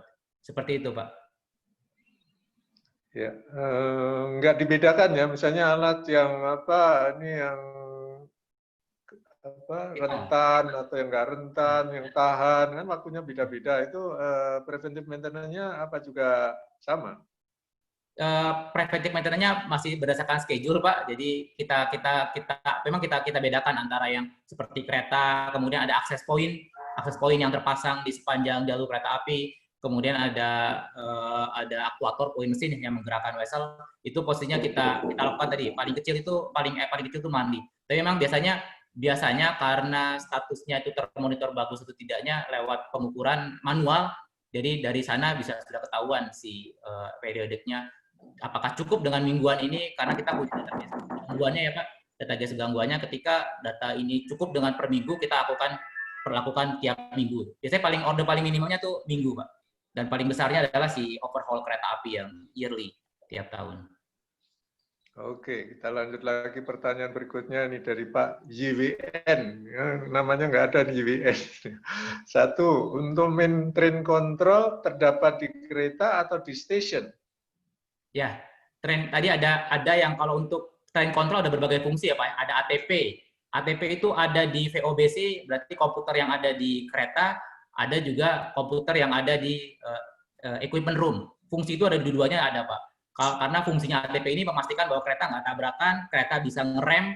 Fungsi pengereman ini ada di kereta, infonya juga ada juga info dari yang di electronic room. Itu ATP. Kalau ATO pun sama, ATO ada yang ada di equipment room, ada juga di kereta api. Karena ATO ini yang menggantikan masinis, tetap infonya, kalkulasinya saling berkoneksi ya, antara komputer yang ada di zone controller yang ada di electronic equipment room dan kereta api ada VOBC yang ada di equipment. Jadi semuanya fitur-fitur ATP, ATO itu ada di levelnya di dua sisi, baik itu di kabin dan di equipment room. Hanya mungkin ATS ya, ATS yang nanti hanya semuanya fully ada di OCC operating center. Tidak ada fungsi ATS yang ada di kabin. Gitu. Seperti itu Pak, semuanya ada di masing-masing posisi. Oke, yang berikutnya lagi, bila ada permasalahan pada komunikasi HP Wi-Fi ketika kereta berjalan di rute sehingga disconnect dengan stasiun atau data invalid, apa yang akan terjadi? Emergency brake, Pak. Emergency brake, kereta api langsung emergency brake. Jadi kereta api itu akan langsung masuk ke safe state, yaitu emergency brake. Dan kereta api di belakangnya akan mendeteksi kereta api yang misalkan lagi beriringan tadi, kereta api yang mati, dia akan mendeteksi bahwa dia di depannya ada kereta api, maka kereta api yang berikutnya nggak akan berani dekat-dekat dengan dia, akan selalu menjaga jarak karena ada continue. Jadi kereta api yang mati itu akan di-set ke sistem bahwa di posisi terakhir dia ada di situ. Dia akan dimatikan, kemudian kereta api yang ada di belakangnya akan mendeteksi posisi terakhir kereta api yang di depannya yang emergency brake. Jadi kereta api berikutnya nggak akan istilahnya tubuhkan dari belakang. Seperti itu mekanismenya emergency brake. Berikutnya dari Pak Erwanda Mani. Bagaimana Land Railway System memastikan driverless bekerja secara 100%? Mungkin bisa diceritakan dari indikator yang digunakan dan apakah ada tindakan mitigasi jika seandainya sistem malfunction? Ya, dari proses desain kita sebenarnya terbantu dengan semua referensi yang ada di IEEE. Semua mitigasi, semua proses desain apa aja yang harus dilengkapi saat desain, saat berinterface dengan sistem lain, saat melakukan pengecekan functional test, itu semua sudah jelas terset di IEEE Pak, di yang subset 1 sampai subset 4. Jadi dengan patokan itu semua bisa ke-cover, semua bisa termonitor, termasuk pengetesan saat fungsi. Ketika kita memastikan bahwa sistem itu berfungsi dengan baik, kita tinggal menceklis case by case yang ada di IEEE, kemudian melakukan pengujian, simulasi. Dulu kita sebelum kita deploy ke lapangan, kita simulasikan dulu di level simulator, Pak. Jadi kita buatkan simulator kereta api dalam bentuk SCADA. Program yang ada yang akan kita deploy itu akan ada program yang sama dengan yang akan kita deploy ke lapangan. Begitu juga dengan CBI dan ada ATP dan ATO-nya pun dengan program yang sama, hanya dia akan berjalan di simulator SCADA. Jadi semuanya level pengetesan kita berlapis-lapis, baik itu di level simulasi, ketika sudah di running di real hardware, kita lakukan hal yang sama berulang 2 kali. Terakhir, nanti yang memastikan bahwa sudah oke adalah pihak ketiga tentunya, yaitu asesor, dalam hal ini BPPT akan melihat dengan sendiri bahwa sistem sudah bekerja dengan baik sesuai dengan parameter yang sudah ada di IEEE, plus nanti ada balai pengujian yang akan memverifikasi pengujian sistem kita itu sendiri. Jadi kurang lebih seperti itu Pak pengujiannya. Ada sampel case yang harus dilakukan, nanti efeknya seperti apa. Dan kita sangat terbantu sekali dengan IEEE Pak, jujur. CBTC ini produk yang sudah mature di dunia railway. Mereka sudah punya sejak awal di Vancouver, mungkin pertama kali Van Kanada tahun 2000-an awal itu sudah mulai CBTC itu dijalankan driverless di Kanada, hingga saat ini makin mature dan makin banyak vendor-vendor yang juga ikut serta untuk mengupdate si IEEE itu juga. Seperti itu Pak. Baik, berikutnya dari Pak Cecep Setiawan. Pertanyaan pertama, apa pertimbangan teknis dalam memilih Wi-Fi sebagai media transmisi komunikasi datanya? Ya, jadi tadi seperti saya bilang bahwa sebenarnya opsi kedua adalah pakai GSM, Pak. GSM, tapi kita tahu sendiri GSM ini posisinya sudah full book oleh vendor telekomunikasi, Telkomsel, Indosat, dan sebagainya. Di dunia, di luar negeri itu biasanya mereka kasih slot, Pak. GSM itu kasih slot, berarti slotnya ini nggak akan habis oleh vendor, jadi akan diberikan untuk jalur-jalur yang vital seperti telekomunikasi. Tapi yang mau nggak mau sekarang posisinya hanya tersisa Wi-Fi yang ada. Dan Wi-Fi sebenarnya juga bukan tidak direkomendasikan oleh IEEE, itu nggak masalah kalau memang digunakan, asal aspek-aspek safety-nya juga ke cover di Wi-Fi. Seperti itu, Pak. Tapi memang tadi masalah klasik lah, mungkin nanti kalau ditemui Bapak bisa melihat komunikasi kereta cepat, silakan tanya ke para integrator, ini pakai Wi-Fi atau pakai apa? Misalkan mereka bisa berani ternyata pakai GSM, bisa ditanya berapa effort yang dikeluarkan untuk ganti rugi istilahnya ke para vendor itu yang dibayarkan, karena sekarang ini sudah full book oleh vendor telekomunikasi. Seperti itu, Pak. Pertanyaan kedua, dengan penempatan router pemancar Wi-Fi-nya per 200 meter tadi, apakah proses perpindahan router Wi-Fi oleh kereta, pembacaannya tidak ada hambatan seperti delay connection dan lain-lain? Ya, tadi saya bilang bahwa kita banyak effort sama sekali. Salah satunya adalah interferensi dari pemancar vendor. Kemudian ada lagi ya tadi switching dari tiap akses point ini juga kemarin kita pastikan bahwa akhirnya distrategikan ada sebuah seperti ini ya titik irisan lah antara satu akses point yang satu dengan akses point yang berikutnya. Jadi kemarin adjusting-nya lebih banyak di sana, Pak. Kita memastikan apakah perlu dibuat repeater sehingga tidak ada lagi blank spot di tiap jalur. Tapi sudah dipastikan kemarin saat pengujian, saat desain, saat sampel instalasi, dan saat pengujian tidak ada lagi blank spot yang jalan yang hadir di tiap-tiap jalur. Seperti itu. Pertanyaan ketiga, bagaimana mengantisipasi sistem dari gangguan sinyal elektromagnetik dari lingkungan? Ya, itu posisinya IMC ini induction, makanya kemarin satu parameter menilai pemilihan equipment, kita minta ke vendor-vendor itu equipment-nya sudah ke cover. Memang saya tidak memiliki treatment khusus untuk melihat, membaca dan mengantisipasi IMC dari luar ya.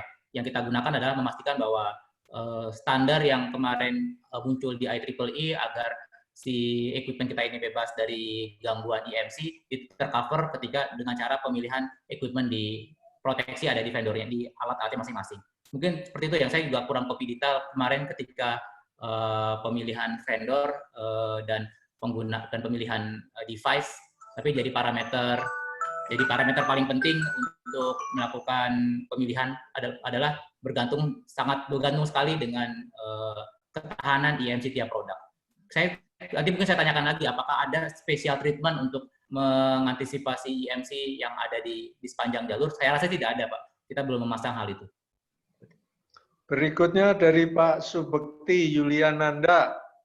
Bagaimana jika sumber daya pada BTS terjadi fault, kegagalan? Access point, jadi ketika dari access point itu fail, tadi langsung break, emergency break, Pak. Semua ke monitor, ada prosedur, nanti biasanya itu jadi baliknya ke prosedur. Ketika tiba-tiba ada fail sehingga kereta kehilangan komunikasi dengan operating control, ada fungsi attendee nanti yang datang. Oke, attendee itu sebenarnya bisa seperti penumpang yang hanya duduk di kabin tidak ngapa-ngapain, tapi dia akan bekerja ketika ada prosedur emergency yang harus dilakukan. Mereka misalkan menyinkronkan lagi atau sementara kereta akan jatuh ke degraded mode menggunakan throttle, gas rem untuk sampai ke depo sambil mengurai antrian kereta api. Biasanya seperti itu prosedur yang dilakukan, baik itu di kereta api di APMS atau di kereta api yang biasa di MRT, mungkin biasanya ada fitur degraded mode yang harus dilakukan, dan semuanya dilakukan oleh attendee. Pertanyaan berikutnya dari Pak Diananto. Secara kajian ekonomisnya bagaimana ya biaya tanpa masinis digantikan? Biaya ini mungkin maksudnya pakai masinis dengan tanpa masinis. Ya, sebenarnya faktor yang bernilai sekali adalah kita bisa dengan CBTC ini headway kereta api bisa makin lebih cepat, Pak. Jadi memang kita mempertimbangkan bahwa ada faktor masinis di sana yang mungkin bisa lepas ketika sudah driverless, tidak ada attendee di sana sama sekali. Tapi yang kita kejar adalah aspek safety. Dengan kereta api yang sudah driverless ini, semua sistem akan di-cover oleh sistem. Baik itu di level interlocking yang ada di equipment room dan ada di sepanjang rel, dan juga di level kabin yang ada di masinis itu sendiri, menggantikan posisi masinis. Jadi fitur itu yang pertama kita kejar. Safety jauh lebih safety terutama ketika semua sudah di take over oleh sistem. Yang kedua adalah headway kereta api. Kereta api sekarang di Jakarta itu tidak akan pernah bisa rapat jaraknya, Pak, karena keterbatasan sistem. Jadi mereka masih menggunakan fixed block, sensornya masih sensor range, jadi tidak bisa rapat. Tapi dengan menggunakan CBTC ini kita bisa melebihi parameter headway yang sangat kecil supaya kereta ini bisa berjarak sedekat mungkin, tapi masih tetap aman dengan kereta di depannya. Sedangkan kalau di kereta api yang biasa kita naikin di lintas utara, lintas selatan itu faktor masinisnya masih ada di sana, jadi kita nggak bisa mendekatkan sedemikian dekat kereta dengan kereta yang ada di belakang dan ada di depannya. Seperti itu, Pak. Baik, kita lanjutkan. Ini pertanyaan dari Pak Joko Waluyo. Apakah di dalam sistem ini dilakukan REM tadi? Reliability, availability, maintainability, assessment. Analisis REM sekarang sedang berjalan, Pak. Kita juga LAN sendiri ada bagian yang mengurusi RAMS, tapi memang idealnya kita menggunakan independen ya. Kita posisinya sedang mencari. Dulu saat awal-awal kajian ada yang mengasis kita dalam menilai berapa besar parameter RAMS-nya. Kita juga sudah ada certified bagian yang sudah tersertifikat oleh TUV di PTLN yang bisa mengasis dan menilai parameter RAMS-nya. Saya kurang kopi sekarang sudah sejauh apa progres akses dari tim RAMS tadi, tapi itu akan dilakukan, dan posisinya sekarang masih menggunakan bagian yang ada di internal LAN sendiri. Engineering-nya saat ini banyakkan teman-teman di LRS yang melakukan, kemudian bekerjasama dengan tim R&D-nya LAN untuk bagian yang quality assurance ada dari teman-teman yang sudah certified dari TUV untuk bisa mengevaluasi RAMS dari sistem ini. Saya kurang kopi untuk yang sejauh apa progres dari akses dari RAMS-nya itu sendiri, Pak. Tapi ada dari LAN sendiri yang melakukan. Tadi sebenarnya pertanyaan lanjutannya, bagaimana dengan hasilnya? Apakah target yang ditentukan bisa dicapai? Ya, kebanyakan emang proyek-proyek internal Indonesia ini, Pak, posisinya belum mensyaratkan ISA tertentu ya, Pak. Misalkan harus secara sistem sudah silver, berapa RAMS-nya, kemudian RAMS seperti apa. Jadi kebanyakan kita untuk yang proyek-proyek yang besar sekali yang sudah bisa meng-hire ISA yang independen. Jadi untuk case ini posisinya kita menggunakan tim RAMS yang ada di LAN, belum menggunakan ISA independen yang seperti yang digunakan di LRT, kalau nggak salah Palembang itu sudah ada ISA independennya. Baik, dari Pak Dasrianto. Tanya Pak, apakah komponen-komponen pada sistem SkyTrain ini semuanya import dan inden spare part-nya, serta apakah TKDN-nya atau lokal sedikit yang dipakai pada sistem tersebut? Beberapa komponen jujur kita masih impor seperti di rolling stock, kemudian sensor, kemudian di processing tadi ada di CBI, zone controller, komputer-komputer yang ada di sana, kita menggunakan MAN, Pak. Engineering full di LRS semuanya. Interface pun kita lakukan sendiri dengan produk-produk yang vendor si onboard ya, vendornya kereta. Jadi posisinya saat ini memang saya kurang copy berapa nilai TKDN yang ada terkandung di APMS ini. Tapi jujur untuk yang equipment kita masih beberapa masih banyak yang impor. Kita hanya mengandalkan engineering yang fully LRS dan PT LAN dalam hal ini dari R&D-nya LAN. Gitu. Berikutnya pertanyaan dari Pak Johansson, Pak Dede. Pakai program apa untuk mengontrol perjalanan, waktu, dan pergerakan kereta? Dan bagaimana menjaga supaya tidak korup programnya? Kita menggunakan ada mekanisme C++ kalau tidak salah development-nya. Kita compile menggunakan mekanisme yang ada di QNX, itu melewat perantara kita lakukan dulu dengan MATLAB. Jadi ada fitur MATLAB yang sudah safety-nya di MATLAB yang bisa diakomodir oleh QNX sendiri. QNX adalah safety operating system ya kalau QNX sendiri. Jadi semua proses development-nya lewat situ, Pak. Jadi bahasa pemrogramannya mungkin akan lebih gampang dicapai dengan C ya untuk pemrograman hal ini. Untuk interlocking kita ada berbagai fungsi ya. Tadi untuk ATO dan zone controller kita banyak menggunakan C. Kalau untuk interlocking karena sifatnya boolean, Pak. Boolean hanya digital ya. Kereta ini boleh maju atau enggak, kemudian parameternya adalah rutenya sudah aman atau belum, hanya yang paling dasar karena ATP ini interlocking paling dasar. Jadi dan hanya boolean kita menggunakan function block standar. Gitu. Tapi semuanya kita lewatkan dulu dengan dilewatkan dulu lewat compiler yang ada di QNX semuanya. Seperti itu. Berikutnya pertanyaan dari Pak Ajat Sudrajat. Pertanyaan pertama, apakah SkyTrain ini menguntungkan secara ekonomi bagi perusahaan pengelola atau merupakan layanan pada masyarakat non-profit, mengingat sarana dan prasarana sangat mahal, sampai kapan bisa bertahan beroperasi? Ya. Nanti lanjut. Saya mungkin nggak ada proyek transportasi yang murah, justru investnya pasti akan sangat mahal. Jujur seperti itu yang biasa kita lakukan. Itulah makanya di Indonesia ini nggak banyak operator yang bisa bermain untuk bisa investasi, bikin jalur yang baru, misalkan di Kalimantan itu jarang sangat terjadi, kecuali dapat suntikan dana dari pemerintah lewat di JKA. Untuk APMS sendiri sifatnya memang investasi yang mahal, tapi gunanya memang balik modalnya kapan ya? Mungkin nggak akan balik modal karena nggak akan ada tiketing di sana ya, hanya sifatnya pelayanan. Karena mau nggak mau ketika Bandara Cengkareng ini menjadi bandara paling sibuk, kemudian setiap terminalnya saat ini ketika belum ada APMS itu masih menggunakan taksi online atau misalkan menggunakan taksi biasa untuk berpindah moda ya mau nggak mau ini adalah fitur yang paling bisa menjadi solusi ketika perpindahan itu sangat dibutuhkan cepat, ngejar headway kereta api tiap 5 menit. Saya yakin dengan bis sekalipun nggak akan bisa ke-cover dengan 5 menit. Jadi solusi yang paling bisa ke-cover untuk mengantisipasi itu, untuk diimplementasikan di tiap-tiap bandara, Pak, untuk bisa ngejar seperti headway-nya SkyTrain yang dari Singapura adalah contohnya seperti ini gitu. Memang ini CBTC ini produk yang paling bisa diandalkan untuk mengejar headway dan sifatnya bisa jadi komuter. Kalau kita lihat di Singapura kan semuanya itu sudah driverless semuanya, bisa ngejar headway sangat kecil seperti itu untuk melayani penumpang, mau nggak mau dengan CBTC. Atau mungkin kalau untuk kereta api jarak jauh dengan ETCS level 4 misalkan yang bisa sudah driverless dan sudah bisa menggunakan ATO ya, menggantikan masinis tadi. Karena kalau masih masinis, human error-nya makin banyak, Pak. Kalau kereta apinya jarang-jarang, sehari 5 kali, sehari 6 kali mungkin masih bisa aman. Tapi kalau sampai ngejar headway 5 menit, nggak akan bisa ke-cover oleh human, manusia.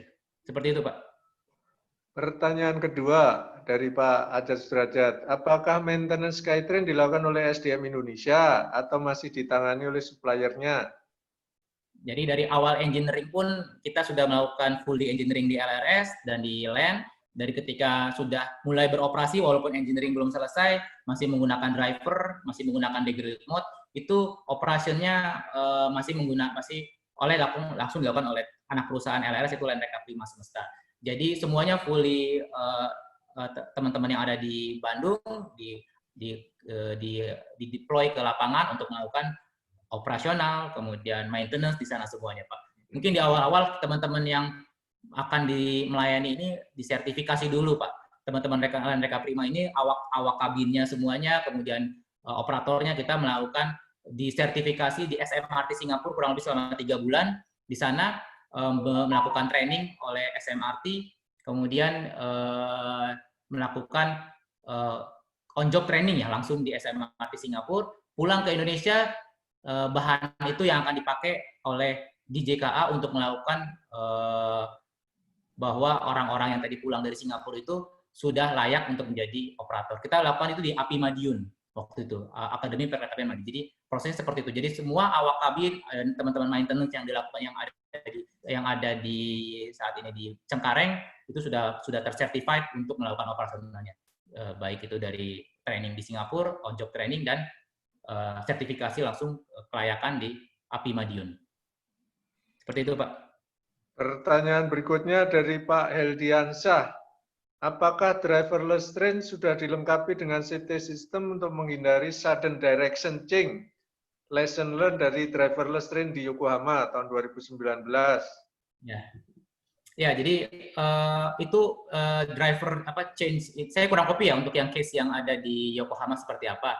Tapi layer-layer protection itu ada berbagai macam. Ada di level ATP, ada level ATO. ATP ini yang paling fundamental mencegah kereta api itu tabrakan. Ini yang biasanya karena kita sudah kalau untuk ATP untuk interlocking ya, kita sudah LRS sudah punya basic yang kuat karena kita sudah menginstal produk-produk kita untuk interlocking di seluruh jalur di Jawa, Sumatera, dan Sulawesi sekarang. Jadi proses checkingnya akan bertahap, Pak. Jadi case ketika ada tabrakan yang disebabkan oleh kegagalan saat interlocking untuk memproteksi perubahan rute, kemudian perubahan arah kereta api, itu sudah tercover di level itu. Mungkin yang saat ini kita fokus untuk uji coba, makanya kita lakukan berkali-kali adalah ATO mungkin ya, fungsi masinis itu sendiri. MRT Jakarta dulu ketika posisinya saat sudah ready, mereka punya waktu sekitar 3 bulan untuk tes running bolak-balik. Ini kita sekarang berkejar sama waktu, kita sekarang sudah mungkin kurang lebih dapat 4 minggu, Pak. 4 mingguan untuk uji coba driverless. Jadi memang biasanya fungsi-fungsi ATO, ATP itu ke-cover saat checking dan running, cek running ya, sebelum dioperasionalkan ke para penumpang realnya. Tapi seperti itu, Pak. Jujur saya belum kurang copy yang dengan Yokohama. Yang paling saya tahu mungkin yang di Thales ya.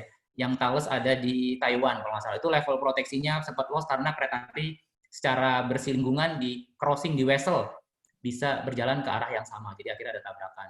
Begitu juga yang di CBTC yang di Singapura, tabrakan terakhir pun ada seperti istilahnya tabrakan dari belakang. Itu pun kegagalan dari kereta api ketika ada coupling dan decoupling, mengcoupling kereta api yang tadinya cuma dua kar tiba-tiba jadi 4 kar berturut-turut. Ada kegagalan mendeteksi sensor coupling ketika kereta apinya di couple, terus kereta api yang di belakangnya nggak bisa mendeteksi ada tambahan panjang kereta api. Kurang lebih seperti itu. Ada fungsi yang harus dicek di ATP dan di ATO, dan kita sudah lakukan itu untuk di ATP dan di ATO, Pak. Seperti itu. Berikutnya pertanyaan dari Pak Yuga. Mengingat pentingnya keselamatan, apakah pemerintah tidak bisa intervensi soal slot GSM khusus untuk keamanan transportasi? Ya, itu. Ini case yang sekarang sedang terjadi ya. Akhirnya pemerintah membalikan lagi ke para vendor. Mereka bisa mungkin lewat Menkominfo ya kali ini. Tapi kan vendor-vendor juga sudah investasi mahal di frekuensi tersebut. Jadi yang saya kurang copy lagi tentang progres terakhir saat KCIC merequest satu bandwidth tertentu untuk diambil.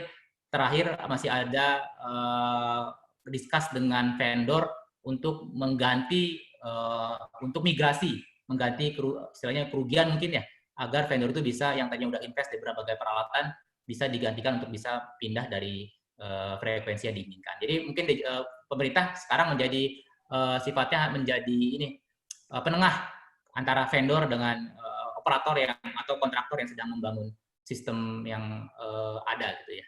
Karena si satunya udah kejual itunya frekuensi, jadi mau nggak mau tetap jadi penengah Pak antara itu. Oke, ini pertanyaan yang di chat sudah habis nih. Barangkali ada yang ingin bertanya langsung. Siap, mangga Pak. Silakan. Kalau ada pertanyaan secara langsung. Mungkin ada yang tadi belum tercover jawaban dari saya Pak. Mungkin Ya. ditanyakan lagi. Silakan. Siapa yang akan bertanya?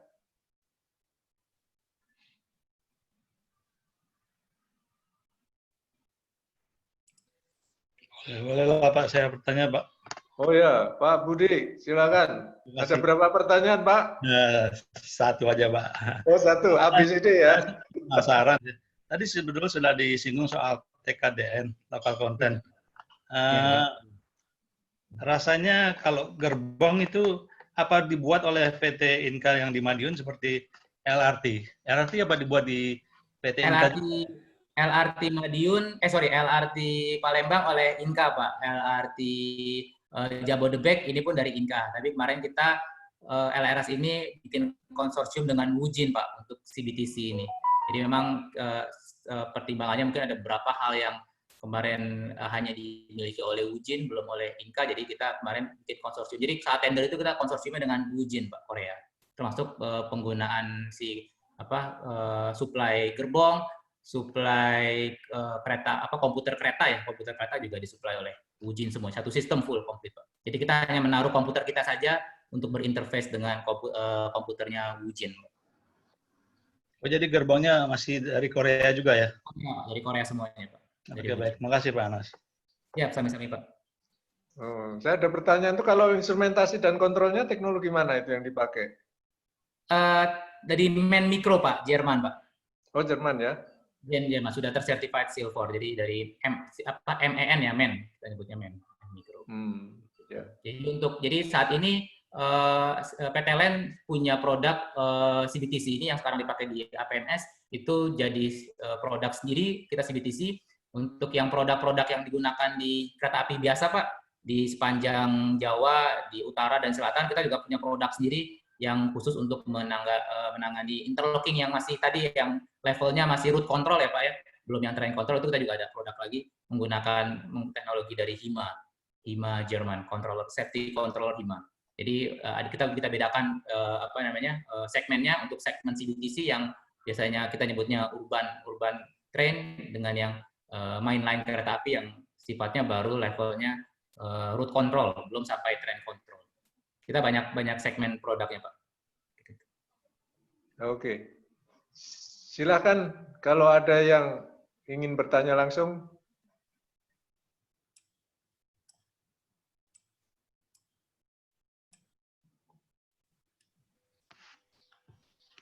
Di chat itu yang tanya tuh Pak Edi. Oh, ada. Ada ya? Saya coba lihat. Oh ya, ini ada lagi nih. Ya, ini dari Pak Daksioma tulisannya di sini. 10 tahun ke depan, apakah sudah ada kemampuan Indonesia menguasai teknologi kereta ringan ini, Pak? Ya, sebenarnya kita sangat bergantung sekali kalau ngomongin kereta terhadap controller ya. Jujur vendor-vendor dalam negeri sendiri masih banyak belum yang bisa supply ya. Makanya kita tergantung sekali dengan produknya MAN, kemudian produknya HIMA untuk bisa menjadi main controllernya dari sistem. Kemudian kalau dari Inka, memang sekarang Inka yang sudah bisa membuat gerbongnya, tapi gerbong yang digunakan di CBTC, yang di LRT Jabodebek atau ETCS yang di LRT Palembang. Tapi kalau pengetahuan engineering kita yang sudah bisa menguasai Pak.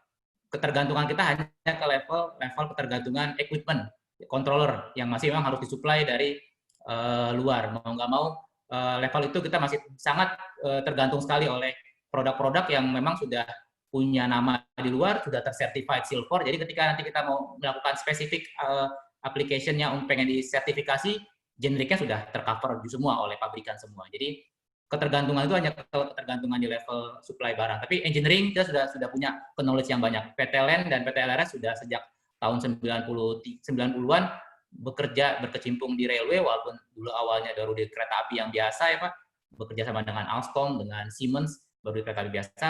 Kemudian kita sudah mulai memberanikan per proyek ini 2016 untuk bisa mengengineeringkan APMS itu, walaupun masih supply dari luar, tapi engineeringnya fully di Indonesia semuanya Pak.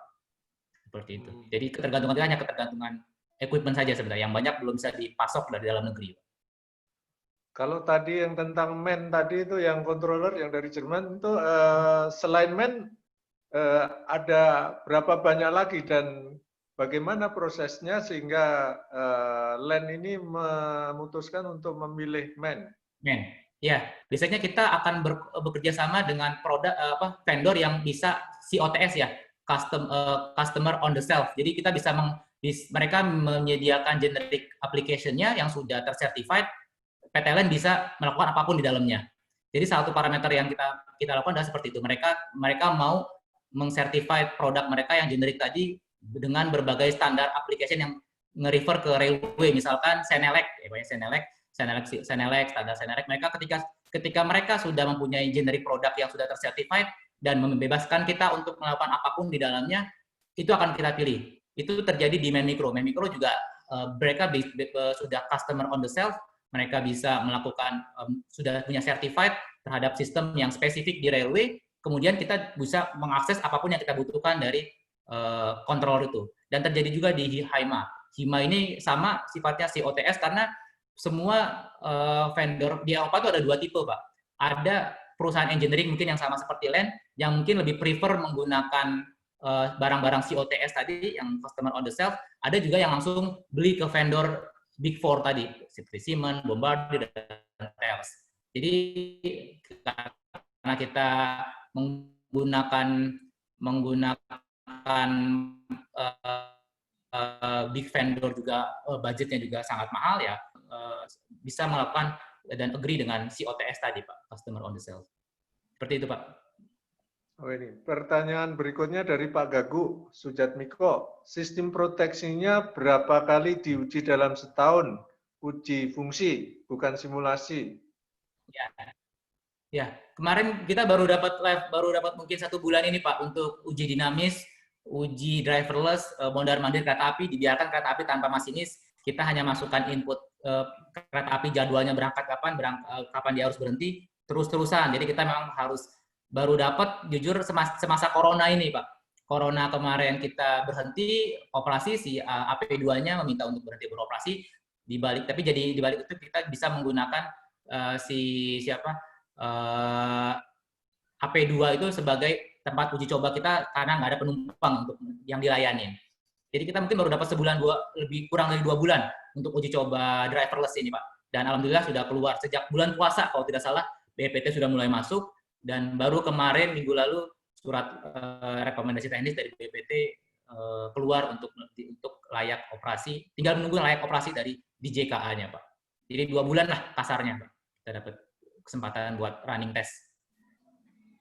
Pertanyaan berikutnya dari Pak Randi Septiawan. Apakah jika cuaca buruk, apakah kereta tetap beroperasi seperti badai dan petir yang dapat mengganggu communication jaringan? Ya. Selama sistem kita masih berkomunikasi dengan baik, kita jalankan terus Pak. Jadi tidak ada faktor cuaca yang selama masih bekerja kita akan jalankan terus. Karena sudah proteksi baik itu petir sudah ke-cover di proteksi lighting-nya sudah cover. Jadi tidak ada halangan dari segi cuaca. Selama tidak ada efek ke equipment yang ada di luar, kita akan jalankan terus posisinya Pak. Jadi sama ini belum ada parameter. Mungkin kalau sudah GOA level 4 kita perlu masukin sensor gempa Pak, seperti yang sudah terjadi di Jepang. Sensor gempa masuk ke struktur si elevated-nya jalur masuk ke sistem, jadi nanti bisa ke cover si equipment itu ketika ada gempa langsung otomatis berhenti. Tapi saat ini belum ke cover untuk yang gempa sama intrusion ya, ketika ada sesuatu terjadi di rel. Baru sebatas CCTV saja Pak. CCTV ada masalah, nanti ada prosedur yang dilakukan oleh operator di operating center. Seperti itu. Ini ada, jika terjadi alarm slow tire pressure, high temperature, loss communication saat keadaan driverless, apa langkah yang harus dilakukan guna menjamin kereta tetap berjalan aman? Jadi kalau sampai levelnya loss communication sih kan langsung emergency brake Pak ya. Kalau ketika terjadi temperatur tadi pun terjadi, high temperatur terjadi pun, kita yang saya tahu sensor di kereta itu ada fire alarm ya. Fire alarm itu pun terjadi, itu langsung menggenerate si ATP untuk berhenti Pak. Itu aja paling yang ada sensor di dan berkomunikasi antara train dengan sistem controllernya itu seperti itu. Langsung emergency brake, dan biasanya ketika sudah normal lagi dipastikan ada attendee yang datang yang ke sana, penumpang diarahkan lewat emergency exit, lewat ada track jalan buat di sepanjang rel itu dikeluarkan dulu, nanti gantian operator yang akan masuk dan men-take over prosedur semuanya dengan degraded mode lewat masih menggunakan gas dan throttle ketika degraded mode. Iya, ini tadi saya mau bertanya, ini kalau misalnya tadi berhenti di tengah jalan, sedangkan itu fire ya, misalkan Ya. terjadi kebakaran kereta, break, keretanya berhenti, penumpangnya tetap di dalam kereta, itu kan bahaya ya. Ada emergency exit Pak, ada apa? Oh, ada emergency exit. Ada jalan di sepanjang saya lupa namanya. Ada pegangannya, ada handrailnya, ada emergensinya, penumpang bisa keluar lewat situ Pak. Di sepanjang jalur itu semua ke-cover oleh emergency exit tadi Pak, buat jalan penumpang. Oke, masih ada waktu 12 menit, barangkali mau dimanfaatkan untuk pertanyaan-pertanyaan berikutnya. Pertanyaan langsung. Silakan. Tanya lagi Pak Edi. Oh ya, Pak Budi, silakan Pak. Ya, ini masalah keekonomian tadi sudah bertanyakan sama Pak Ajat ya. Ya. Jadi ini yang mengelola atau yang menjalankan perusahaan ini siapa ya? Apakah ini bagian layanan dari Angkasa Pura atau dijalankan oleh PT KAI atau yang bersama-sama dengan LRT? Karena itu jadi nanti kan ini kan non profit ya. Itu juga kekhawatirannya nanti Ya, kalau dikelola oleh suatu perusahaan nanti dia kan nggak dapat apa-apa gitu. Itu gimana Pak ceritanya Pak Anas? Jadi ini seperti saya bilang, ini adalah proyeknya AP2, ownernya AP2 ketika pekerjaan proyek di PT LN dan waktu itu Ujin yang sebagai konsorsium yang menang tendernya. Kemudian sudah didesain and build proyeknya, berjalan di tengah-tengah berjalan. Kebetulan saat itu PT LRS sudah punya anak perusahaan yang memang sudah fokus di maintenance dan operation. Akhirnya waktu itu kontrak untuk operationnya dikontrakkan ke PT LN Reka Prima.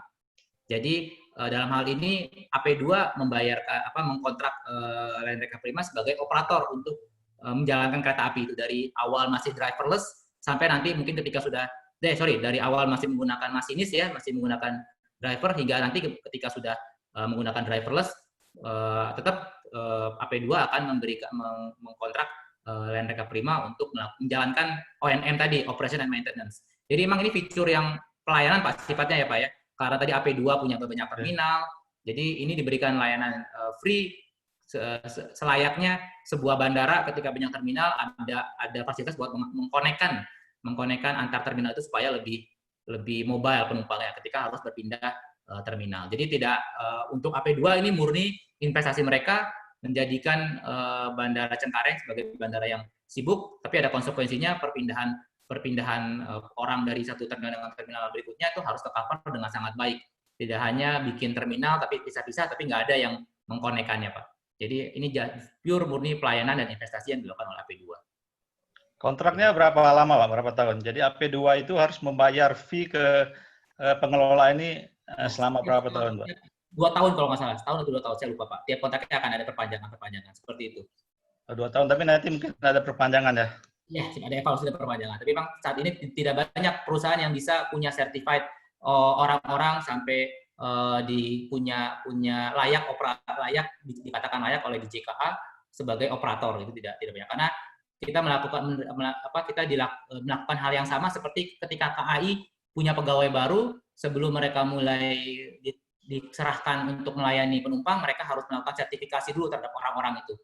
DJKA melakukan hal itu kepada KAI, hal yang sama pun DJKA melakukan hal yang sama ke orang-orang yang nantinya di-in-charge oleh PTLN Reka Prima Semesta untuk melayani dan melakukan ONM di APMS ini, Pak.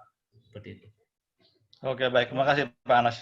Ya, Sami-sami. pertanyaan ternyata masih banyak lagi nih muncul terakhir nih. Di chat tuh ada yang nanya tuh. Oh ya nih, Pak Aja tanya lagi nih. Pertanyaan pertama, apakah Skytrain dilengkapi penangkal petir? Jenis penangkal petirnya apa? Ya, saat ini saya lupa nama penangkal petirnya memang saat yang digunakan. Nanti mungkin saya coba cari info dulu. Tapi kita ada standar penangkal petir yang harus dilengkapi baik itu di indoor dan di outdoor. Kita juga sudah sering banyak berkonsultasi tentang penangkal petir, terutama di daerah Jabodetabek. Kita tahu sendiri banyak petirnya frekuensinya lebih banyak, gitu ya. Kita juga banyak mazhab penangkal petir. Mungkin salah satunya yang kita pakai itu dari Pak Zuro ya. Itu yang. Tapi saya kurang lebih untuk detail penangkal petir yang diimplementasikan di APMS seperti apa. Saya akan cari tahu. Pertanyaan kedua, ini apakah mungkin Skytrain menggunakan hybrid engine? Mengingat rel Skytrain ada area yang ada ketinggian tertentu. Ya, jadi saat ini kita pakai rubber tire ya Pak ya, roda ban karet, jadi harusnya lebih bisa ke cover dan bisa lebih handal ketika melakukan ada elevated tertentu Pak. Jadi pertimbangannya kemarin untuk rubber tire seperti itu. Saya belum menilai kemungkinan besar seperti apa hybrid engine yang bisa diimplementasikan untuk mengakomodir. Saya jujur belum kopi. Tapi kalau penilaian kenapa pemilihan rubber tire, itu satu nilai plusnya adalah kita bisa kuat ketika ada elevated yang elevasi yang harus dilalui oleh jalur kereta api. Berikutnya dari Pak Dimas Satria. Untuk program aset manajemen tadi dibuat sendiri atau bagaimana? Untuk pengembangannya apa open source atau license? Kita menggunakan saat ini untuk yang sedang berjalan, beberapa sudah dipakai baik yang di MRT Jakarta yang sudah di kontrak ke MRT Jakarta, dan yang sedang di APMS ini yang masih dalam development, semua posisinya kalau yang saya tahu kalau nggak salah license Pak. Nanti saya bakal konfirmasi ke tim Reka Prima Semesta. Kemudian dari Pak Randi Septiawan, apakah ada fasilitas untuk difabel ya? Di stasiun dan di dalam kereta untuk membantu perpindahan penumpang? Ya, difabel paling yang kita sediakan nggak semua kursi itu dilengkapi dengan, nggak semua gerbong dilengkapi oleh kursi. Ada beberapa yang bisa dijadikan spot buat difabel yang menggunakan kursi roda. Kemudian termasuk di dalamnya mungkin itu kalau untuk yang di building itu mungkin masuknya ranah building ya teman-teman, building. Yang saya tahu itu ada akses lift dan tidak hanya melulu dengan tangga jalan ya. Untuk di dalam kereta apian juga jujur itu posisinya ada beberapa gerbong. Satu gerbong dua itu pembedanya adalah ada yang punya kursi dan tidak kursi. Dan tidak kursi ini bisa dijadikan spot buat difabel. Saya kurang kopi apakah itu udah ditandain di marking atau belum, saya kurang kopi. Ada pertanyaan lagi. Izin bertanya, saya adalah seorang mahasiswa. Hal sederhana yang mau saya tanyakan adalah kereta maglev, magnetic levitation ya, ini superkonduktor. Apakah bisa terbentuk di Indonesia, khususnya Pulau Sumatera? Dan bagaimana pengelolaan ke depan untuk di Pulau Sumatera, Pak, ke depannya? Ini dari saat ini memang untuk maglev ini nggak tahu ya posisinya. Yang di Jerman pun terakhir yang mengkonekkan bandara Munchen dengan kota Munchen itu tidak profitable, karena kalau udah ngomongin kereta api maglev kan sasarannya ekonomis ya Pak ya, bukan lagi, dan biasanya kereta api jarak jauh yang digunakan untuk melayani maglev ini. Terakhir itu tidak profitable yang di Jerman. Development berikutnya adalah yang ada di Jepang, yang maglev yang keretanya warna putih itu corong kepalanya itu sangat kecil, itu juga masih tahap trial. Jadi saya belum copy lagi kelanjutan seperti apa nilai profitable-nya, karena semua masih dalam level development, baik itu di Jerman yang sempat ada dan akhirnya tidak profitable dan akhirnya tutup, dan yang baik dan juga yang di Jepang yang masih dalam level development, belum melayani kereta penumpang di sana.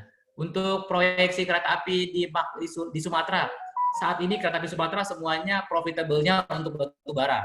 Penumpangnya memang masih belum terlalu banyak, jadi Tapi jujur informasi ketika ngobrol dengan teman-teman di PT KA, mereka dapat banyak info banyak ini dari profitable yang sangat menguntungkan dari batu bara, karena semua pabrik yang ada di Sumatera itu diusahakan berkoneksi dengan sepanjang rel yang ada. Untuk penumpang memang sudah banyak, tapi memang kita punya banyak kendala di pembangunan.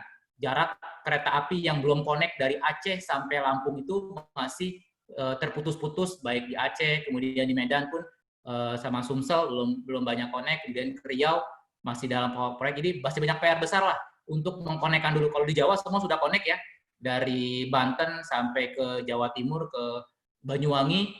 Di Sulawesi pun baru start on progress dari Makassar hingga Parepare. Tapi kalau PR besar di Sumatera itu sama seperti Sulawesi, gimana mengkonekkan dari Aceh sampai ke Lampung. Itu PR yang investasi yang nggak murah, yang selama ini mungkin masih nilainya ekonomisnya baru di level batu bara. Tapi kalau udah ada penumpangnya mungkin akan jauh ekonomis seperti yang ada di Pantura dan Pantai Selatan. Seperti itu, Pak. Satu pertanyaan nih terakhir ya, mudah-mudahan nih Pak Oirul Anwar. Apakah ada special treatment untuk operation and maintenance, baik Skytrain maupun infrastrukturnya? Apakah LRS juga ikut pada proses maintenance-nya? Untuk engineer dan technician lokal sudah banyak yang disertifikasi atau belum? Ya. Untuk teman-teman desain di kantor, kebanyakan kita dapat sertifikasi dari IRSI ya, IRSE. Teman-teman sudah punya beberapa license yang levelnya internasional dan lokal, tapi paling yang paling signifikan adalah yang IRSE itu, untuk kemampuan untuk membackup dan mengcover teman-teman yang ada di proses desain. Untuk yang di level operator, kita lakukan karena CBTC kemarin adalah produk pertama, jadi waktu proses pembangunan juga APMS Jakarta ini produk CBTC pertama, proyek CBTC pertama di Indonesia, jadi makanya kita waktu itu langsung benchmark ke Singapura. Teman-teman yang ada di ONM yang waktu itu akan direncanakan sebagai operation maintenance akan langsung dikirim ke Singapura, nge-benchmark dengan CBTC yang ada di Singapura. Balik ke Indonesia, proses sertifikasinya lari ke DJKA sebagai departemen yang bisa mengesahkan seseorang sudah layak atau belum untuk bisa beroperasional di melayani penumpang, itu balik ke DJKA. Jadi semua sudah melakukan sertifikasi Pak, baik teman-teman yang di ONM melakukan operation and maintenance, juga teman-teman yang di kantor di LRS yang melakukan desain, level desain di kantor, seperti itu. Baik, waktunya kurang 1 menit, tapi ini sudah kita bulatkan aja ya, ini sudah jam 18. Ya Pak, terima kasih. Kita akhiri acara kita nih, diskusi kira-kira sejam ya, lumayan nih rame diskusinya. Ya. Terima kasih ya Pak narasumber ini. Ya Pak, terima kasih banyak Pak, sama-sama Pak. Sebelum kita tutup, kita foto dulu bersama ini. Tolong ya, Pak. Ini ya kita ini Pak siapa nih, mohon videonya dinyalakan supaya kelihatan semuanya ini, biar kelihatan cakep-cakep nih kayak Pak Nugroho kelihatan. Saya nggak bisa ini Pak, nggak bisa share video Pak, maaf Pak. Apa? Oh nggak bisa, oh ya nggak apa-apa, yang bisa aja nih. Kenapa nggak tahu dia kenapa start video? Oke. Pak Irsyad atau Pak Justin ya yang ngambil gambarnya ya?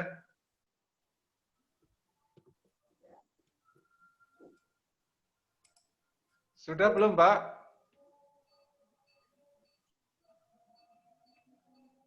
Nggak ada respon ini tadi. Oke, kita yang jelas sudah kita rekam gitu kan. Jadi gambar-gambar foto-foto ini sudah kita rekam. Terima kasih sekali lagi pada ibu-ibu dan bapak-bapak sekalian atas partisipasinya pada acara knowledge sharing. Bagi yang tertarik, besok sore kita bisa ketemu lagi tentang guideline untuk engineering, desain, instrumentasi, dan kontrol, khususnya pembangkit listrik tenaga uap, ya, PLTU. Silakan kita ketemu lagi jam 16 sampai 18. Sekali lagi terima kasih atas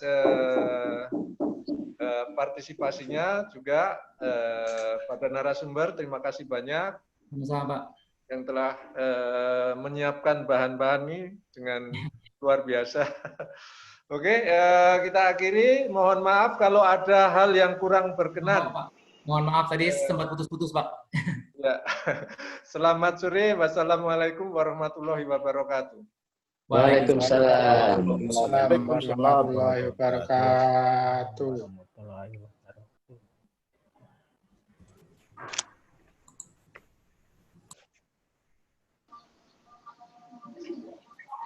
Terima kasih panitia. Terima kasih kembali.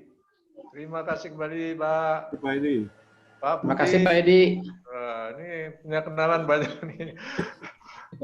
Terima kasih Pak Edi. Saya dengan Pak Marsul Siregar. Iya Pak. Terima kasih Pak. Terima kasih kembali. Terima kasih Pak Edi. Terima kasih Pak Edi. Ya, terima kasih.